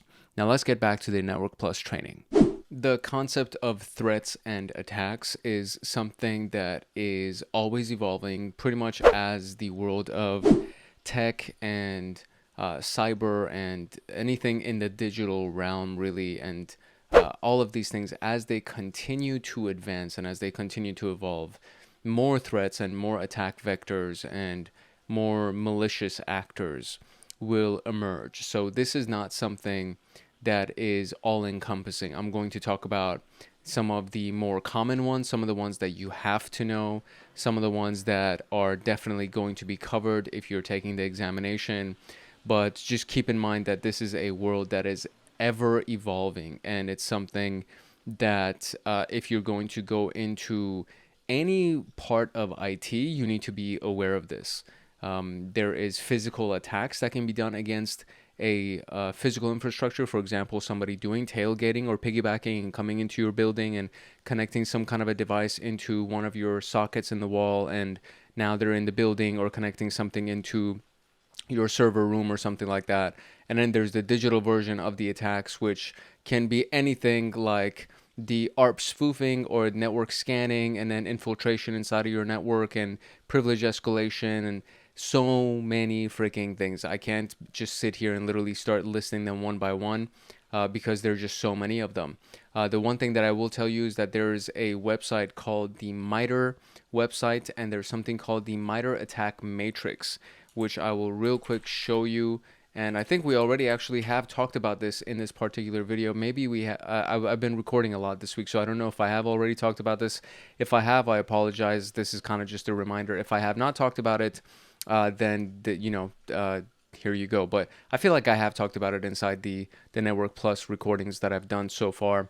And this is one of the biggest cyber threat intelligence resources that's available for you. These are all of the different tactics and techniques that are available for the different attack vectors. And then from here, you can also just go and search for under CTI over here, which can give us the groups that are actually known and have been identified as the malicious attacking groups, the softwares that have been used, the various campaigns for attacks, the types of defenses that are available, the techniques, so many different things that are available. And this is one of the biggest sources. The MITRE website in general is a really, really big source for cyber threat intelligence and cybersecurity in general. And this specific framework, which is the attack matrix for enterprise, is one of those resources that is invaluable. You can get a lot from it. And I've done multiple videos on this specific attack matrix as well as the MITRE website. So you can go ahead and check those out as well. But again, it's such a big list. There are so many things that can be done, and it's constantly evolving.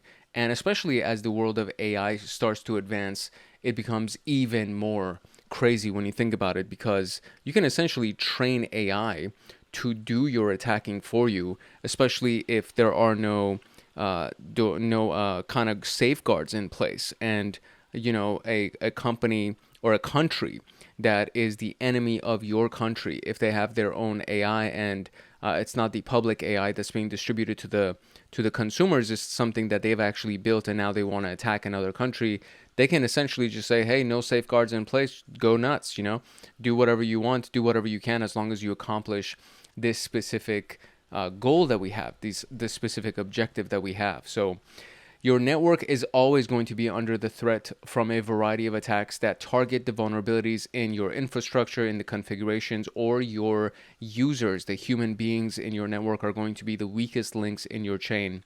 And understanding threats like the denial of service attacks, or VLAN hopping, or ARP spoofing, and social engineering enables you to identify, prevent, and mitigate these risks. And simulating real-world attacks is crucial for preparing effective defenses and honing response strategies.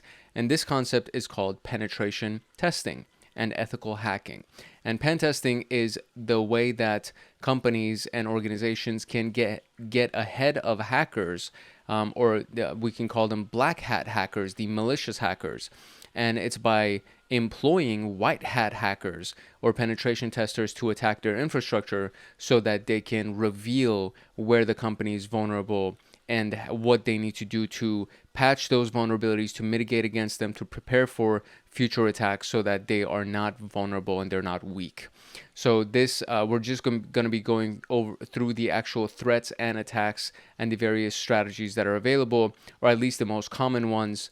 And again, if you want to really dive deep into this, you can go to the MITRE attack website and check out what all of the different attack vectors and tactics and techniques are, and really educate yourself. The first type of network threat and attack would be the denial of service, or the distributed denial of service attack.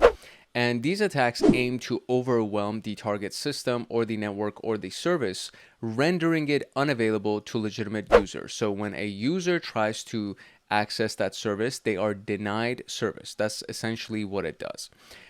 A singular denial of service, so it's when a single source, a single IP address, or a single attacker, not really a single attacker, we can actually call it a single source, for example, the IP address, floods the target with traffic or exploits a vulnerability. Now, this is easy to mitigate against, because once your IDS or your SIM notices that something like this is happening, you can quickly block that IP address, which will stop the attack.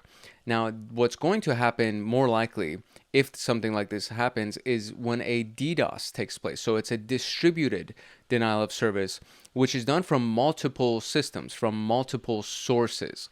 And the botnet concept is a really big one. So if you go to the black market, if you go into the dark web and you hire somebody who owns a botnet, so they have hacked into, let's say, 50,000 IoT devices, so people's microwaves and people's CCTV cameras and their cell phones and all these things, but the victim doesn't know that their device has been hacked, right? So they essentially have this network of bots that they have available, so that whenever they get hired, they just ask these bots to send a bunch of ping protocols, or a bunch of ICMP packets to whatever the target is. In this case, let's say Microsoft or something, anybody that is your target, and you want to make them crash. So you would get these bots, these 50,000 bots, to individually send millions of packets. So in a denial of service attack, you would still send millions of packets. It would come from that one source. In this particular case, you have 50,000 distributed systems, IoT devices, that are each individual one is sending millions of packets. So it's now becoming hundreds of millions of packets that are sending, and then it's so hard to narrow it down because it happens all at once, and then next thing you know, your system has crashed, and now you have to just go through all of your logs and try to block all of the ones that were sending these pings to you, and it just becomes this really big ordeal. So it's a really pain in the ass type of an attack. And apart from I would say there's two things that can happen. One of them is that they can obviously deny the service to legitimate users, which will cost the company money. But then another thing is that it could be a diversion. Like they actually want to do something bigger, but they need to distract your security team so that they're busy trying to take care of this while they go ahead and attack you from the back or something like that. So those were the two big things that I can think of as far as purpose for these types of attacks. The attack methods themselves would be the flooding attack. So this is the most common one, which is overloading the target with excessive traffic. For example, the ICMP flood or the UDP flood, where there's just millions and millions of packets being flooded to your target IP address or the target service, target network. And the next one is the application layer attack. And this is exploiting a vulnerability in a web server or an application. So for example, a HTTP GET or POST flood where they send millions of GET requests to the web server or millions of POST requests to the web server, and they flood the web server on the application layer. They flood your web application with all of these different packets and these different requests. And because there's just so many requests being submitted all at the same time, the whatever the capacity of the web server is gets overwhelmed, and then the web server crashes, and then your legitimate users cannot access your website or your web application. The ICMP floods and UDP floods typically happen against your network or network devices. It could be a computer on your network. It's not necessarily a web application or a website. Application layer attacks would be done against your website or your web application. So the mitigation technique for this to protect against it, to prepare against it, would be number one, rate limiting and traffic filtering. So you want to limit the amount of pings or the amount of requests that somebody can make against your network services or your web application or your devices. And then, of course, you want to filter your traffic using web application firewalls or your network firewalls, etc. And then you want to deploy anti-DDoS solutions and intrusion prevention systems to be able to detect these things and block them in their tracks without a security analyst having to step in and actually block the attacks. So when you have an anti-DDoS solution or an intrusion prevention system, as we discussed, the IPS, its job is to not only detect what's happening, but it's to block whatever the IP address is that's actually attacking you, so that a human being doesn't need to get involved to stop the attack. And then what happens after this whole thing is done, then the IPS system or the anti-DDoS solution will send the alert that's saying, hey, this is what I'm doing right now because there's this big attack that's taking place and I'm blocking it as best as I can, but you need to also be aware of this so that you can, step in if necessary, right? So this is the first type of attack that we got, which is the DOS or DDoS, the denial of service or the distributed denial of service. Earlier, we talked about the concept of segmentation being a network security core concept to actually protect your network in case one of the segments of your network gets compromised. In this particular case, this is an actual attack vector. This is an actual strategy that can be done where they hop between the different segments of your network. And this is called VLAN hopping. So this actually occurs when an attacker bypasses your VLAN segmentation to access traffic or systems in other VLANs, your other segments of your company. And the two major techniques that we have here is the switch spoofing, which is the most common one, where the attacker configures their device to emulate a switch, or they'll modify their packets that are being sent out to your network to emulate one of the switches in your network so that they can actually access the various parts of your network. And so by doing this, they'll trick your network into creating a trunk link from your router into these various segments of the network. So they would have to do a lot of scanning and a lot of enumeration inside of your network to be able to find out where all of your switches are and what all of your switch device IP addresses are. And then they'll go ahead and either check their MAC address or change their MAC address or change their IP address to make it appear like they're actually the switch, let's say they have access to, I don't know, whatever your sales department switch, and then when they're there, they kind of go up one level and then they scan the rest of your network and they notice that, okay, there's a switch also for the finance department, there's a switch for the IT department, etc. And then they'll get the IP address for those switches, and then they'll make it seem like they are actually accessing, or they are the switch from the finance department by changing their IP address and changing their MAC address. And then they poison those packets, and then they actually get into your finance department VLAN, right? The next one is double tagging. So the attacker injects packets with two VLAN tags, and the first tag is stripped by the first switch, and then the second tag actually gets through and allows access to another VLAN.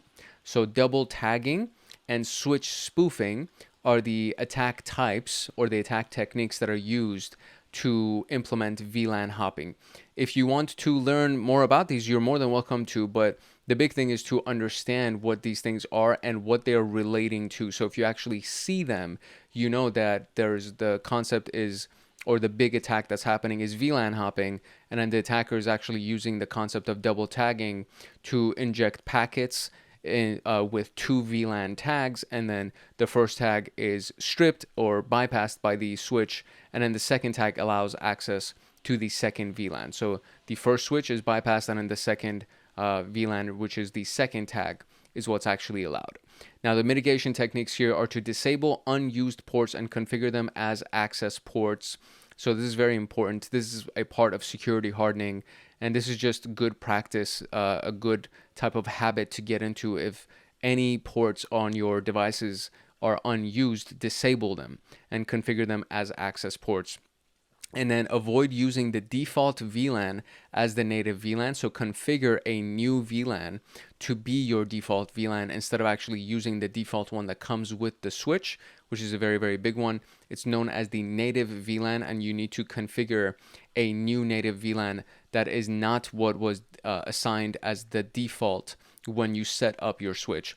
And then we have enabling VLAN specific security features like the dynamic ARP inspection.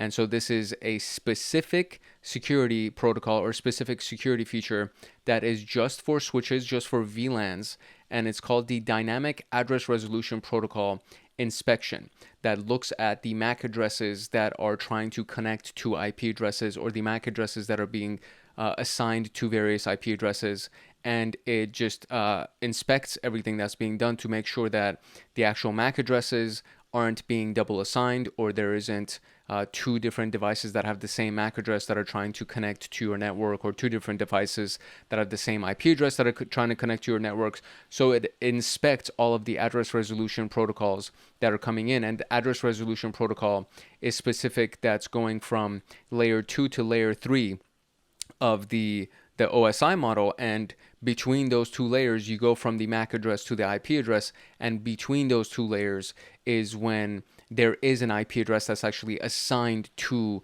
the MAC addresses in the devices in your network. So that's the ARP protocol, that's the address resolution protocol that does that actually helps to assign those IP addresses to the MAC addresses in your network. And so you need to have an inspection of that protocol to just make sure that there's no two devices are getting the same MAC address, there's no two devices getting the same IP address, and it's just it's all good practice. Like, these are things that are absolutely necessary to do, especially when you work for a big company or for a company that deals with critical data or sensitive data. And that's actually the perfect segue to the ARP spoofing, so the address resolution protocol spoofing. And so this takes place by sending falsified ARP messages to associate the attacker's MAC address, so the MAC address that they have for their device, with a legitimate IP address in your network, which enables the attacker to intercept or alter traffic.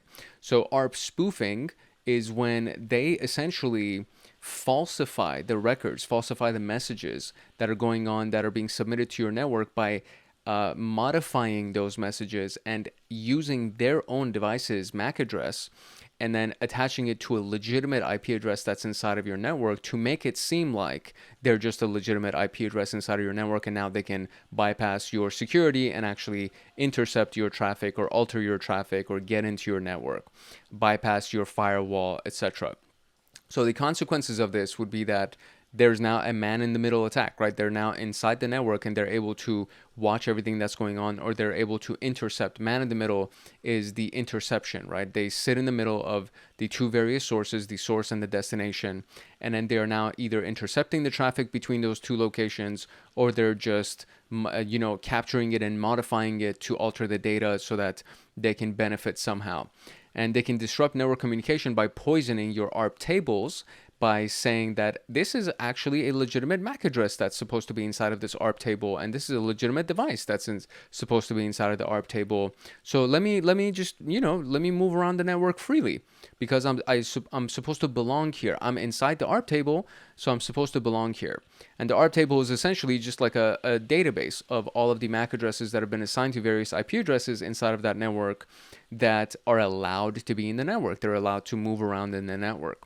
The mitigation techniques for ARP spoofing is to use static ARP entries for critical services or critical devices, meaning no dynamic address or no dynamic entries. You need to use static entries that are specific and they're only assigned to these things and they will not change. And usually they will actually be done by a person instead of by some kind of an automatic protocol, right? So it's a static ARP entry for a critical device. It will not change. That ARP entry will not be modified in any way. There is no dynamic alteration of that entry. It's going to be one MAC address assigned to one IP address, and that's it. There is no possibility that that IP address is going to be assigned to any other MAC address and vice versa. You also want to enable the ARP inspection on switches to validate ARP packets, which we've already talked about. And then we want to use secure communication protocols like HTTPS and VPNs to mitigate traffic interception, because all of these things, HTTPS and VPNs, are encrypted. Therefore, man-in-the-middle attacks are not going to be possible, because without that key, there is no possibility that somebody could actually decrypt the traffic or get in the middle of that traffic. There's no way that they can get into the VPN tunnel, because there's a specific key that's assigned to these things. And that's the only way that legitimate users can actually access the network, is by having that key or having that configured VPN on their devices and the IP address that's only allowed to access the VPN, etc. Now, social engineering, in my opinion, is by far the most effective strategy in the modern era, because it's attacking the weakest link in the security chain, which is the human element. So social engineering exploits human behavior and human psychology and human weakness to gain unauthorized access to sensitive information or systems. Pretty much for the most part, if you patch all of your systems and if you update all of your systems and the resources that you use, the technology for the most part will be secure. It's very hard. You have to be very knowledgeable and very skilled to be able to attack technology that is patched and updated. But human beings are really easy to attack. They're really easy to manipulate. And there are so many different ways to do it. So these are just a few of the attack methods that are available.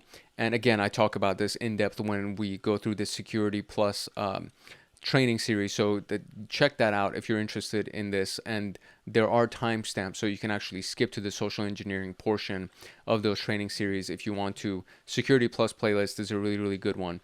The attack methods would be phishing, so deceptive emails or messages to trick users into revealing credentials or clicking malicious links. And then there are various types of phishing.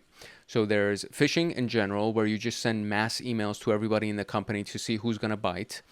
Then there's spear phishing, where we would attack specific people in the company. So we would attack management, for example, or an individual, a specific person, and trying to manipulate that individual person because we know that they have higher privileges. And if we actually get their user credentials, then we're pretty solid. And then there's whaling, where you actually attack the CEO, for example. Because believe it or not, the CEO is not a security guy. So he can actually be, he can fall victim to a phishing tactic. And then there's vishing, which is done over the phone, where they call you and they pretend to be somebody. So voice phishing. And then there's smishing, which is done through text message. And there are so many different ways to actually do this. And then now with the modern era, with all of these AI emulators and deep fake technology, you can actually do a video type of a phishing where you record a video using somebody's picture, and then with that you impersonate the person, and then you send that video over and you request some kind of information. It's really freaking crazy. And I've heard a lot of crazy stories about how phishing tactics have been taken or they've been implemented to actually attack somebody, especially with these voice emulators to pretend like, oh, I sound like her dad, and then I'm going to call her and pretend like I'm her dad, then I'm just going to ask for certain information, and if she recognizes the voice and she thinks she's talking to her dad, she's just going to say it, right? Pretexting is when the attacker fabricates a scenario to manipulate the victim into divulging information. So, I'm calling from your bank, this just happened, and we need to make sure that you're not being hacked. We need to make sure that you are who you say you are and your account is secure because we've had something happen and we are getting notifications. You just build a story, right? You fabricate a scenario to make your phishing technique work, to make it more effective. Instead of just doing some kind of a cold outreach, you actually create some kind of a story, and that story creates scarcity, or it creates panic in the person's psychology, and then from there you get to manipulate them. Baiting is when you entice a victim with something appealing. For example, a USB drive with malware dropped in the parking lot. This is a really big tactic that has actually worked brilliantly for very many people, because you drop it in the parking lot, people pick up a USB drive, oh, I wonder what's in here, and then you can even tag it and be like photos, right, or something like that. Or you send an email and then it says, this is one of my favorite emails of all time that I'm like, I don't know anybody who would not click this. The email seems to be like it was sent to somebody in the payroll department, and they're like, yeah, I've attached the pay grades, or I've attached the comp payout or something like that for everybody in such and such department. And so, I mean, who wouldn't be curious to see how much people are getting paid? So as soon as you click on it and you open that attachment, the malware is now distributed to your computer. So it's baiting you, right? It's enticing you with something appealing so that you just can't help but open it or click on it or plug it into your computer. Tailgating is when the attacker gains physical access by following an authorized person into a secure area. And then piggybacking is when you ask them to hold the door for you. So they're aware that you're there and they just hold the door for you and let you in. Tailgating is when they're not aware that you're there, and then as soon as they enter, before the door closes, you real quick put your foot in the between the door before it closes, and then you get into the building. Mitigation techniques for this would be regular security awareness training. It's all about teaching the human being to be aware. So to be aware is the biggest piece. To implement strong access controls and verification procedures, to use email filtering to block phishing attempts by essentially scanning all of the emails that come into your network, into your company, to see if there are any malicious attachments or anything that has verbiage that may be kind of fishy, or if it's coming from an email address that's not known and it's not inside of the network of the company, and you just automatically flag them and move them into spam or send them to the security department. So social engineering, more than anything else, is about teaching the human beings in your company and making them aware, and regularly going over these things, and then even do attempts at phishing, right, to kind of catch a few people and then be like, here's what happened, right? And if you get caught by this test that we do in 3 months or in 6 months or whatever, then we're going to write you up. And then if you get caught again, then you are going to be fired because you're putting us at risk by not paying attention.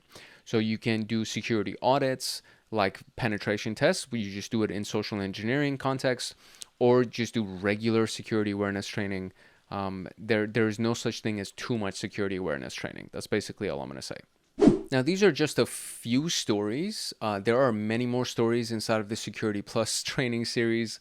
And I mean, they're just really fun. And then you can Google them to just be like, case studies of actual attacks that happened that was like social engineering, or actual DDoS attacks, or whatever. You can really look into them, and you can get a lot of really, really crazy stories from really well-known companies, and it'll blow your freaking mind. Okay, so simulating real-world attacks helps organizations test and improve their defenses. So these are actual real-world attack simulations. So I'm sorry, it's not a case study. My apologies. This is how to actually simulate an attack.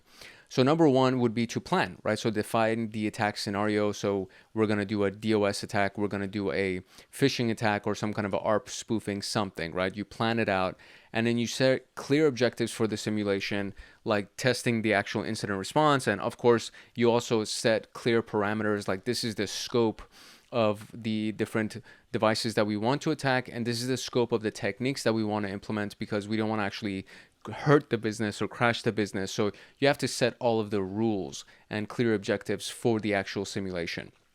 And then you execute. So you use tools like Metasploit or Wireshark or custom scripts to simulate those attacks, or a website like GoPhish, GoPhish, to actually create your phishing campaign. And then you conduct phishing tests by sending mock emails to employees. These are all just parts of execution. There's so many different ways to do this.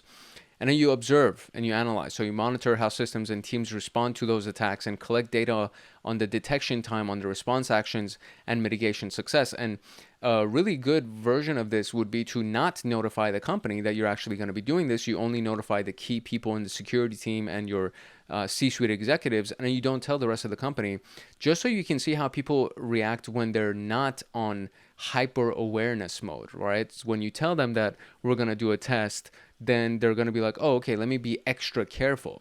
But if you don't tell them, you'll see how they act in their normal day-to-day environment.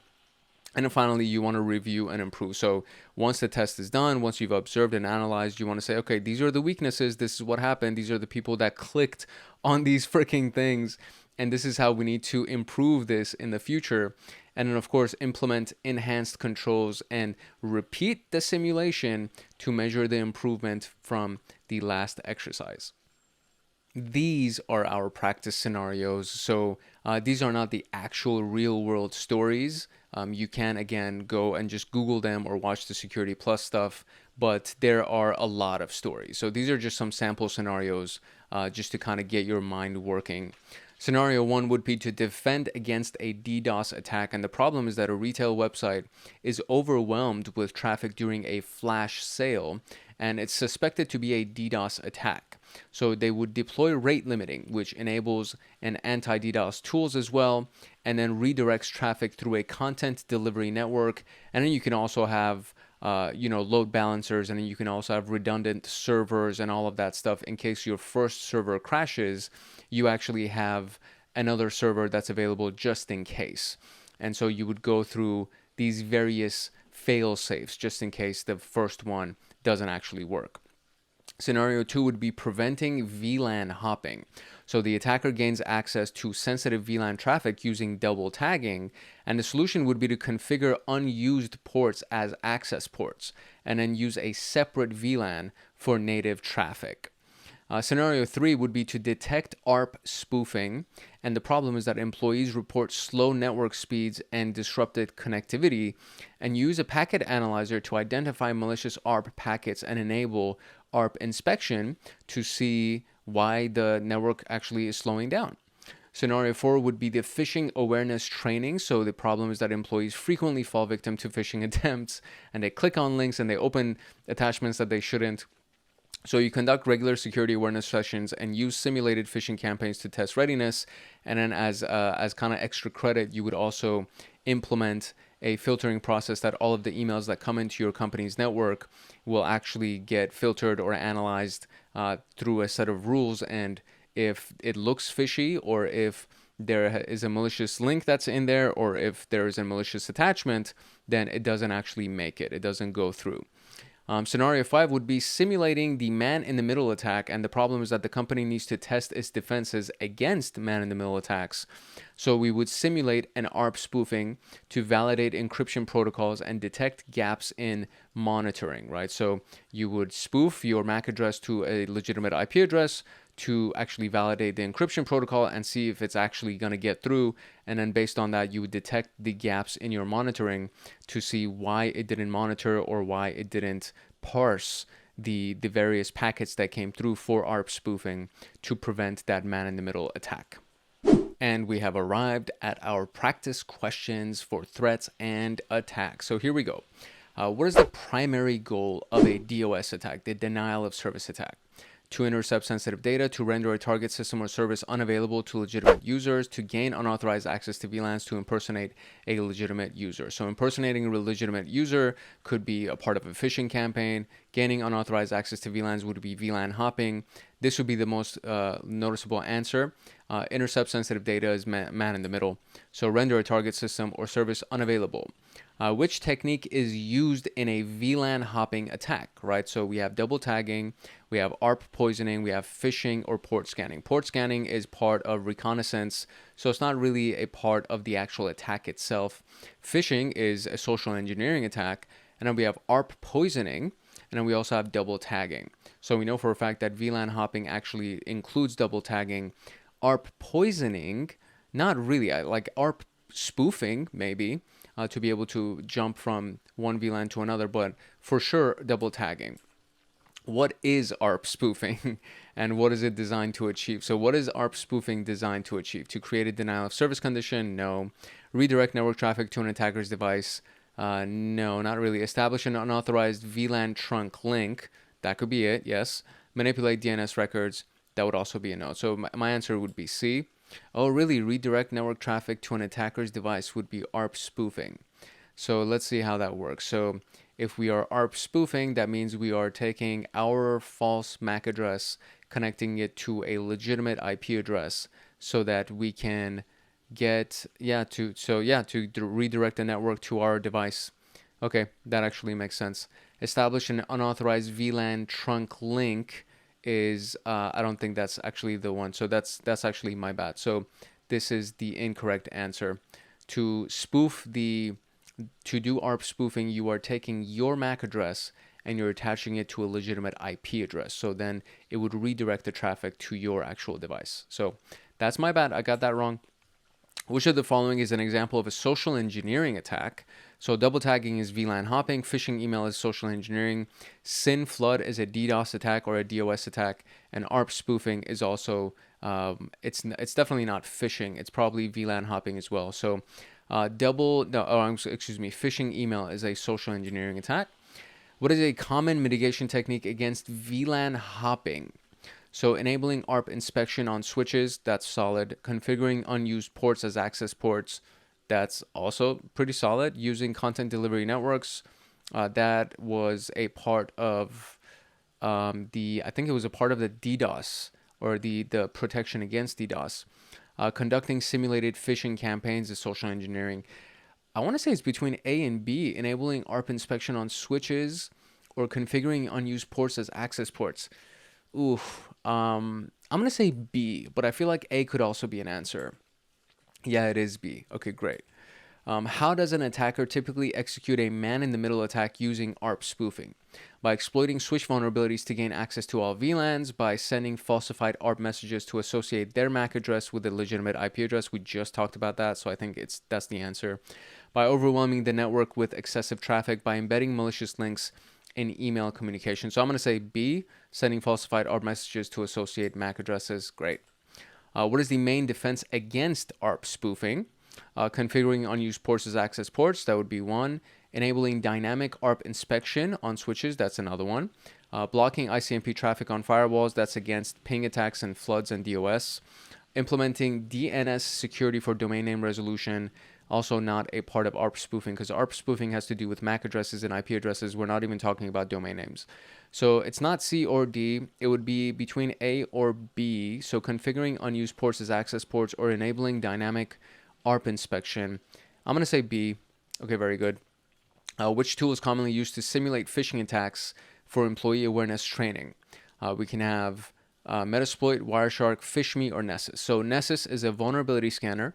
Metasploit is really used for exploitation, for creating payloads and remote connections and things like that. And Wireshark is for actually monitoring your traffic. So it's like a packet capture, like a deep inspection packet capture to monitor your network traffic. So PhishMe, I would say, is the most commonly used phishing attacks for employees. And that's it. Another one is GoPhish, GoPhish. ISH is another really powerful tool that anybody can get access to, and you can create a free account and start creating phishing campaigns. It's pretty insane.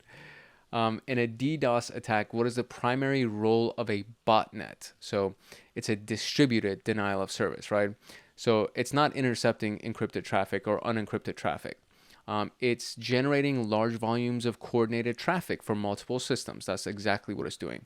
To modify VLAN tags, that's not a part of this conversation. To create falsified ARP entries, that's also not the part of the conversation. So B is the answer. What is a common mitigation strategy for social engineering attacks? To implement rate limiting on network interfaces. This would be to protect against denial of service. Conducting regular security awareness training. Yep, that's the one. Disabling unused VLANs on switches. Enabling IPsec encryption on VPN tunnels. Answer would be B. And that was it. So now we can actually go into network defense. All right, we are making some good progress here. To get access to the Network Plus notes, as well as the mock exams and the practice questions slides, join the Hackaholics Anonymous community. If you join as a cyber agent, cyber guardian, or cyber master, you'll get access to all of the notes, the mock exams, and practice question slides, as well as many other perks that are available to Hackaholics Anonymous members, like Python automations and exclusive content, as well as monthly live streams with me. And to join, you can click the link in the description below, or you can go to our homepage and click the join button there, or you can simply go to youtube.com/@HankHacksHackers/join, and you'll be able to join Hackaholics Anonymous. Now let's get back to the Network Plus training. The other side of attacks and threats would be defense. So as we've talked about the various potential threats and attacks in the network, now we need to talk about how to actually increase the defenses and the defensive posture of the network. So this is where the actual technologies and tactics and strategies and configurations and all of that stuff is implemented to protect your system, right? So there's two different terms that are included in the world of security. There's offensive security and defensive security, and this is where defensive security comes in. So this looks at the strategies, technologies, configurations to protect the systems and the data and the network in general from unauthorized access, attacks, and any kind of misuse that can potentially take place. The key techniques that we need to talk about would be device hardening, and then network access control, and then of course segmentation. And these strengthen security, they mitigate risks, and they reduce the attack surface that is potentially available. And this is also, a really, really big topic. And there's an entire industry that was created because of this. It's called cybersecurity. So when we look at the cybersecurity industry, one of the big things is how to protect the network and protect the devices and protect the business against these types of things. And device hardening is essentially securing your devices by increasing their security configurations to make them harder to attack. And a network access control is very similar to what it's like. The name itself kind of just gives it away. And of course, segmentation is something that we've already talked about. So these are the things that we're going to go a little bit deeper into, but this is a massive, massive topic. And there's a lot of videos on this on this particular channel. So especially if you actually go ahead and look at the Security Plus training, I feel like it was actually a good idea to do the Security Plus training before Network Plus. At the time that I was doing it, I was like, I feel like I'm doing this in reverse order. But now that I think about it, there are so many things that we're talking about here that I'm like, okay, well, now we have the Security Plus videos and the Security Plus playlist to use as an extra like independent study reference point kind of a thing. So if you are interested in it, we do talk about stuff like this a lot in the Security Plus training series, and of course in everything else that is on this channel, because there's just so much stuff on this channel that has to do with defensive security. So look at the SOC playlist, the SOC Level 1 playlist, look at the Cybersecurity 101 playlist, and of course look at the Security Plus playlist, and you will find a bunch of content that relates to defensive security. All right, let's get into the details. First thing we got to talk about is device hardening, or the hardening of devices. And this is the process of securing network devices by reducing vulnerabilities and applying best practices for configuration and management. So it's essentially by how you actually configure the devices. And this could be also on the operating system level as well. It's not just for the network devices. One of the examples that we were talking about was on switches and just disabling ports that aren't being used, right? So that is a part of the configuration of the device, and how you can apply a best practice to make sure that that device is configured properly and managed properly, so that it is not easily hackable, or it doesn't have a lot of vulnerabilities, meaning the open ports and things like that. So device hardening is that process of securing the device by just making sure that you apply best practices and configure them properly and manage them properly. The key practices under this would be change default credentials, disable unused services and ports, and patch and update firmware and software. And all of these things are very, very commonsensical. They're very basic to understand, but you would be shocked. You would be surprised to see how many companies and how many administrators just don't do this, right? So changing default credentials, it's like, come on. Every device has a factory default username and password. For Apache or for Kali, like Kali Linux installations, if you install Kali Linux, the username and password is Kali. That's basically it. It's like default.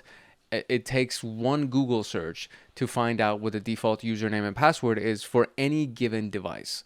So the least that you can do is to change the default username and password.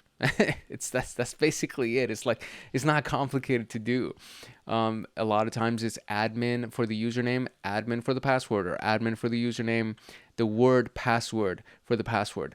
And these are the defaults, and you need to change them. This is not a complicated concept. It's just something that, for whatever reason, people just don't do. I don't know if it's laziness, if it's absent-mindedness, I don't know what it is. And then you use password policies to enforce complexity and regular updates. So force people to change their passwords every 3 months by actually setting a setting that expires their passwords every 3 months. And then make sure that their new passwords are at least, let's say, 16 characters long, and it's complex, and it mandates that they use capital and lowercase and numbers and special characters. And if you really want to go the extra mile, you use a password list like the RockU password list to compare any new password against that list. And then if their password is on that list, you can be like, nope, you can't use this because this is a weak password. And then you force them to use a more complex password. So that's that. There's disabling of the unused services and ports, which we've talked about. So turn off all unnecessary features like Telnet, which is an unencrypted protocol. And the secure protocol of that would be Secure Shell. FTP is not encrypted. The secure version of that would be FTPS or SFTP. Or any unused network interfaces, turn all of them off. If you don't use them, turn them off. Anything that is not encrypted, turn the freaking thing off. And then minimize the attack surface by only enabling required services. So the absolute necessary services that are required for a given person to do their job or for the business to operate, everything apart from those absolute necessities, turn them off. Disable them. You don't need them, so they should not be open. And then we have patching and updating and this is another one of those common sense things where it's like, dude, just don't have outdated software. Like, what the hell? Don't have outdated firmware that's associated to your printers or whatever, to anything that you're using. Have everything be updated. And I've actually been guilty of this as well, because I'm like, okay, well, if I update my software, it might slow down my system, or if I update my software, it might, there might be a new bug that comes with it, because there's like certain levels of paranoia. And then all of them are stupid for the most part, because it's like, okay, well, if you don't do it, you're now running an outdated system, which means that your outdated system potentially can be vulnerable against whatever attacks these clever freaking hackers have come up with. So the least that you can do is update your firmware and your software, because usually the manufacturer has detected a bug or some kind of a security vulnerability and they have patched it. And if you don't do that, if you don't update it, then you're leaving yourself just open to attack. You're asking for it, basically. So regularly update the devices with the latest patches and firmware, automated patching where possible, and automated updates where possible to avoid manual oversight. And just this is a layup. It's so easy to do. the changing default credentials so easy to do that if you don't do it, you're just asking to be hacked, really. Enabling your secure protocols is essentially the opposite of disabling all of the stuff that you don't use. So SSH, for example, is the secure version of Telnet, right? So it's the replacement of Telnet. Telnet allows you to have remote connections, it's just not encrypted. SSH allows you to have remote connections, but it's encrypted. HTTPS is encrypted, it's the encrypted version of HTTP. So these are the basic things. So you just use encrypted management protocols instead of insecure ones like Telnet or HTTP or FTP or whatever it is. All of those things that are not encrypted have their counterparts that are encrypted. And then we have configure logging and monitoring. So enable logging for device activities, and then centralize your logging using a system like a SIM tool. So there are open source versions of this, like the Kibana or the ElkStack series of tools, and then there's a really good paid version like Splunk or QRadar from IBM, or Chronicle from Google. So there are a lot of different really good ones that centralize all of your logs, and they correlate their logs to each other and all of those log items to see if there are any patterns that show up that would fall under suspicious behavior. So logs are actually really important. Monitor is actually very important, and everybody should be doing this. If you're not doing it, you are asking for it. And then implement role-based access control, which we've already talked about, so I'm just kind of breeze over that. So restrict any admin privileges to authorized users only, and then everybody else should get the least privilege possible to do their job. And then use strong encryption, right? So SSL is kind of outdated. So if you can use TLS instead of SSL, do that. If you can use advanced encryption standard, do that. Don't leave yourself open by using old encryption standards. So encrypt all of your sensitive data, and then just make sure using strong encryption standards that have not been outdated, the most recent versions of them. So TLS would be, it does the same thing that SSL does, it just does it better, and it has a stronger encryption standard. So when you harden your router by disabling Telnet and then changing the default credentials and enabling SSH for secure management, that's just one example of device hardening that will put you in a better position. Your security posture becomes better, and then you just avoid any future headache. The next key strategy would be the network access control concept. And so this is essentially an access control list or an access control mechanism that enforces security policies for devices that attempt to access your network, ensuring only authorized and compliant devices can connect. So it's very similar to, the role-based access control, but this is now only speaking to network devices or any device that's trying to access your network. So what is the list of devices that can access our network, and everything is enforced based on those actual devices. So the key features here are authentication, so verifying users and device identity through credentials, certificates, or biometrics, which is very similar to what we talked about before. It integrates with directory services like Active Directory or the lightweight directory access protocol.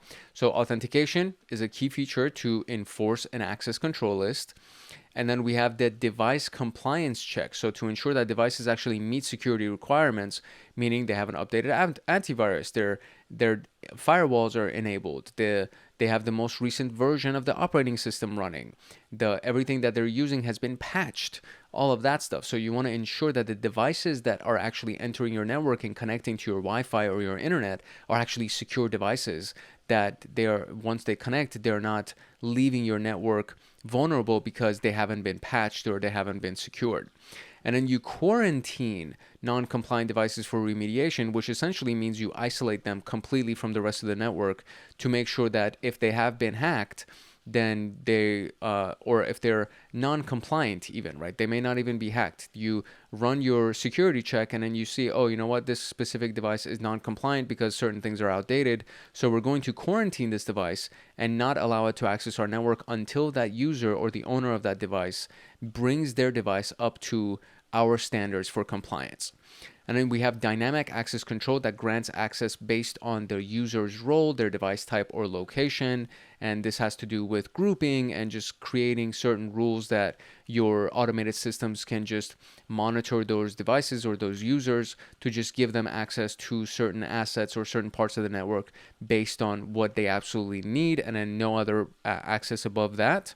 And then we have, of course, enforcing policies by blocking or limiting or granting access based on predefined security policies. And then a big piece of this is just communicated with everybody, communicated with all of the people in the network, so that they're aware that if they do something that goes outside of these security policies, they're going to be blocked, or their access is going to be limited, and then if they stay within all of those guidelines, then they have free access and they have free range or free reign, I guess, with the rest of the network, and then they can move around freely. But if you don't abide by our rules, by our security policies, then we are not going to allow you access. It's very, very simple, right? So if you have open communication, people will not be surprised, and then they won't be pissed off and all of that stuff, and it just makes life easy. We have two different types of deployment options with network access control. The first one is the inline network access control, which is basically the gateway, right? So it's like it controls traffic directly and it enforces these rules. And as long as it's active and it's actually running, there is nothing that can get past the gateway as if it doesn't abide by the policies and the rules. And then you have the out of band, which is also known as the passive network access control, which basically just monitors the traffic. And then if the traffic is doing things that it shouldn't do, then the policies are enforced. So active NAC makes sure that people abide by the rules before they can even roam around and they can move around in the network and access devices or access assets. Out of band is passive, so it actually monitors everything, and then if people step out of line, that's when the rules are enforced.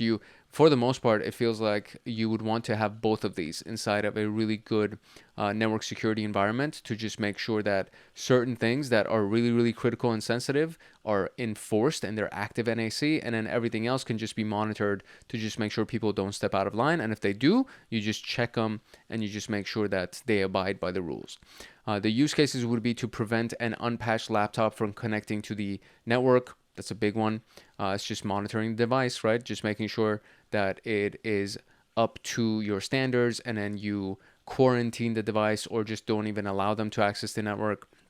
And another one is to restrict guest devices to a segregated VLAN with limited access to internet, and then don't let them scan your network. Don't let them try to get into any of your critical infrastructure inside of your network, any of that stuff. They just get guest services. They can go use Google, and they can use visit certain websites and things like that, but every other website they should not be able to access.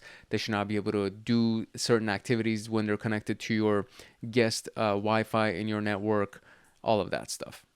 Now, segmentation techniques, we've actually touched on a lot of these things already, so this is just kind of reinforcing a lot of those concepts.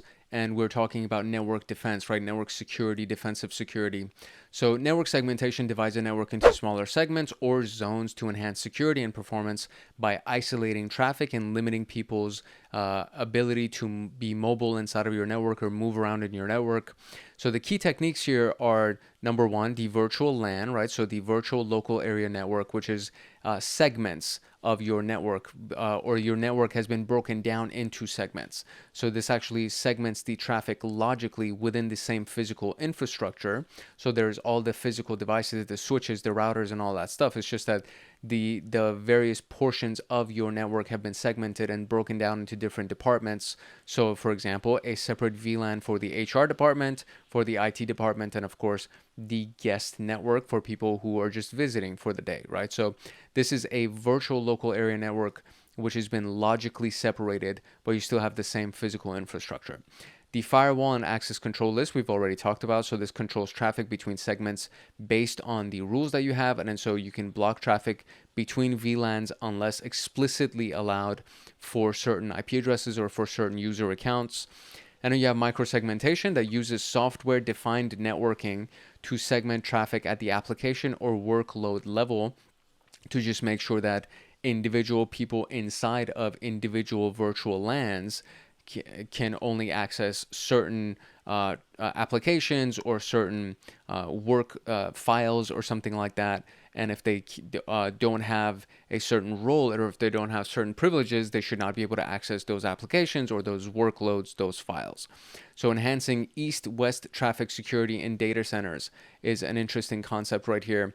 And this is one of those things where it's like, the East Coast should be able to access their own stuff. The West Coast should be able to access their own stuff. It's a micro segmentation, right? So it could be the same, essentially the same department, right? So the same HR department, for example, but they're on the East Coast or the West Coast, or they're in the east portion of your company's infrastructure or the West Coast. It's literally as the name implies, right? So, and then we have zero trust architecture, which enforces strict access controls, ensuring no implicit trust between devices or users, meaning no implied trust, right? So we don't trust anything. We have zero trust for anything that happens, and then you are granted access based on your use case and based on individual roles. So this verifies identity and compliance for every connection request that has gone through.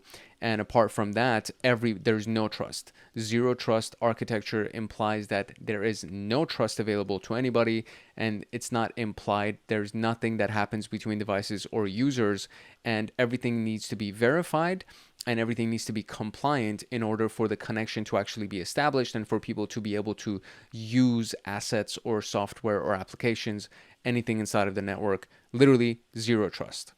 When you implement segmentation, you limit the lateral movement of your attackers, meaning if they actually get into your network, they won't be able to move around. They're just stuck inside of that segment. They're stuck inside of that machine, let's say, right?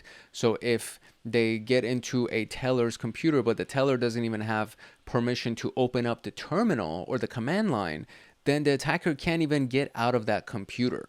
And that's the thing, where it's like you limit their movement as much as humanly possible by limiting what each user and each computer and each segment is even allowed to do.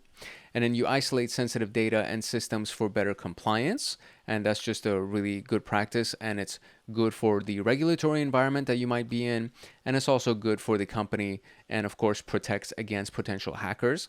And then you improve traffic management and reduce congestion because there's actual segmentation that's taking place, and any given department has their own resources that are assigned to them, and there is no congestion of traffic that's being done because not everybody's trying to access the same channels, not everybody's trying to access the same bandwidth or the same physical resources and infrastructure. So it actually improves the traffic management. It makes it easier for the network administrators to see where troubleshooting needs to take place because there are different segments and they can pinpoint problems that are arising in the network to an individual department or to an individual location.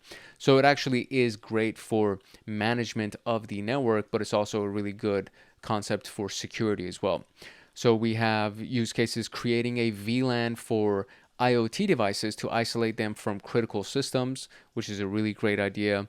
IoT devices are things like, your thermostat that can be accessed with your phone, or a smart microwave, or a camera, right? A CCTV camera that's connected to the internet. All of these things are considered Internet of Things devices, and critical systems would be something like your web server or your database server, right? Using microsegmentation in a cloud environment to secure virtual machines to make sure that people who may actually hack into one of the virtual machines cannot move through the cloud network to be able to access other devices or to be able to access your database servers that are a part of your cloud environment as well. So microsegmentation can be in a physical environment. It can also be in a cloud environment. And for the most part, I think it's actually in a cloud environment or a digital kind of an environment, because most companies are just using cloud service providers instead of just buying a million different machines. And for each employee, they would just create cloud types of resources. So infrastructure, not so much infrastructure as a service, but they'll probably do software as a service where they'll just create a user account for somebody to be able to use Google Workspace or for somebody to be able to use Office 365. And that ends up being software as a service. And then if something happens for that specific user account, it is micro-segmented. That user is now limited from accessing the rest of the network or the rest of the devices. So if somebody actually hacks them, that person, that hacker, cannot move around. They can't move laterally inside of your machines, inside of your user networks, or your overall network. Scenario time. So we got the first one for hardening a switch. The problem is that a switch with default credentials is discovered during an audit. So we change the credentials, we disable the unused ports, and we enable SSH for secure management. So again, really big thing. And then audits are a really big thing as well. So you should be doing regular audits to actually see what your security posture is like inside of your network. Scenario 2 is enforcing the network access control policies. And the problem is that employees frequently connect personal devices to the corporate network, introducing vulnerabilities. So you want to deploy network access control to verify the device compliance, to make sure that they actually have antivirus enabled, and then enforce access policies to just say, hey, you know what? We're really, really concerned with network access. So you're not even allowed to connect your personal devices. And if you want to connect your personal devices, then we need to first verify that your device is actually compliant before you can connect to our network. Scenario 3 would be isolating guest traffic within the VLAN. So problem is that guest devices can actually access your internal corporate resources, like your intranet, for example. So the solution is to assign guest devices to a separate VLAN with access only to the internet and nothing inside of your corporate network. Scenario 4 is the microsegmentation and data center. The problem is that a breach in one of the virtual machines exposed the entire network. So we use microsegmentation to enforce application level policies and isolate workloads. So the virtual machine, if it is breached, then it's not able to access the rest of the network. That specific machine is only getting application level connection or application level privileges. And then from there, all of their workloads are actually isolated. And if that machine gets hacked, the rest of the network is not exposed. And then we have preventing lateral movement with the zero trust architecture. And the problem is that attackers gain access to an endpoint and move laterally within the network. So we would do zero trust architecture to verify every access request and enforce the least privileged access. So, don't even allow them to make access requests if it's on a specific computer for a specific user that they shouldn't even have access, or they don't need access, right? They don't need access to anything else other than their own computer. So you just remove their ability to even request access, right? And that would be the part of zero trust architecture. Like, you don't even need it. It's not even a part of your job description to be able to make these types of requests or to be able to make these types of moves, right? So to do these types of activities. So we're just going to disable all of these things. Your device won't even be able to do that. Which brings us to our practice question. So here we go. What is the primary purpose of device hardening? To segment network traffic, to reduce vulnerabilities and strengthen security on devices, create backup configurations, or enhance network speed and performance. So reduce vulnerabilities and strengthen security on network devices, that's what we're doing, right? We're making it harder for the devices to be attacked or to be vulnerable to potential attacks and exploits. So reducing vulnerabilities. Which of the following is a best practice for device hardening? Enable unused services and ports? Yes. Use default administrative credentials? No, you do not want to use default stuff. Replace default credentials with strong unique passwords? That's great. Disable logging? That you also don't want to do that. So B and D are completely wrong. It would be between A or, actually no, A is also wrong because you don't want to enable unused services and ports. That's my bad. I completely misread that. You do not want to enable unused services and ports. You want to disable them. So the only thing would be to replace default credentials with strong unique passwords. What is the role of network access control? To dynamically assign IP addresses? No. To ensure only authorized and compliant devices can connect? Yes. To monitor network traffic for potential threats? No. To encrypt traffic between network segments? That's also no. So to ensure only authorized and compliant devices can connect to the network. Which network segmentation technique uses software-defined networking to isolate traffic at the application level? So this is a micro-segmentation conversation here. So VLANs are segmentation, but we're not using software-defined networking to isolate it at the application level. We're actually looking at it as logical segments inside of the network using the same physical hardware.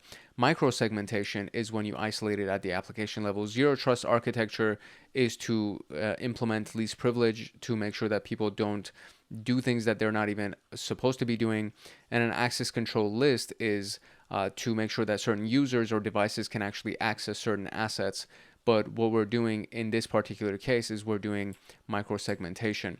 Which of the following is an example of an NAC enforcement policy, so network access control enforcement policy?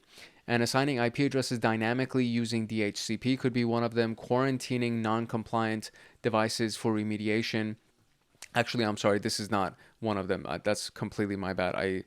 My mind just went spaced out for a second. Quarantining non-compliant devices for remediation, that could be one of them for sure, yes. Blocking unauthorized traffic using a firewall or encrypting data at rest with AES. So network access control, right? So we want to quarantine non-compliant devices for remediation. And what is the primary benefit of disabling unused ports on a network device? It reduces the risk of unauthorized access and attack surface. That's pretty solid. It increases the speed of data transmission. No, it simplifies this device's configuration. I mean, that technically is true, but that's not the primary benefit. It enhances device compatibility with legacy protocols. That's also not true. So it reduces the risk of unauthorized access. Which segmentation technique involves creating separate VLANs for different departments like the HR and IT? So what is the segmentation technique that actually does this? Is it microsegmentation? No, because that's on the application level. We're talking about actual departments. Logical segmentation would definitely be it. Physical segmentation, I mean, not really. Because if we're using VLANs, we're talking about logical segmentation on the same physical infrastructure. So we're not doing physical segmentation. Zero trust architecture is not the answer either. So it would be logical segmentation. What is the primary feature of zero trust architecture? To implicit? No, implicit is not the case here. We do not want implied trust between devices. We want to enforce them to make requests every single time. So that's not the answer. Strict access control that requires verification for every connection request. That is literally the opposite of this answer A, so that would be the answer in my opinion. Automatically enabling access for nope. Allowing lateral movement, nope. So B, very good. Which of the following is a common use case for microsegmentation? To isolate guest traffic in a corporate network, to encrypt sensitive data at rest, to secure virtual machines in a cloud environment, preventing VLAN hopping. So I would say, I think the answer is actually securing virtual machines, but this kind of feels like it could be a potential answer, but this is not microsegmentation. This is actually VLAN, so it's a regular segmentation because you are creating a segment for guest traffic in your network and you're doing it on your physical infrastructure. Microsegmentation goes on the software level, on the application level, which goes through virtual machines in a cloud environment. What is the role of role-based access control in device hardening, so RBAC? It ensures all users have admin. That's not true. It restricts access to only authorized users based on their roles. That's great. Automatically patches vulnerabilities. That's not even relevant here.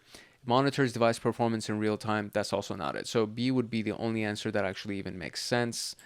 And that's it. And we're actually getting to the last main segment before we get into the practical exercises. So segment 5, or chapter 5 in general, is going to be our last lecture portion. And then after we're done with chapter 5, we are going to get into all of the practical labs and all of the exercises with the various tools and the implementations of everything that we have been talking about so far.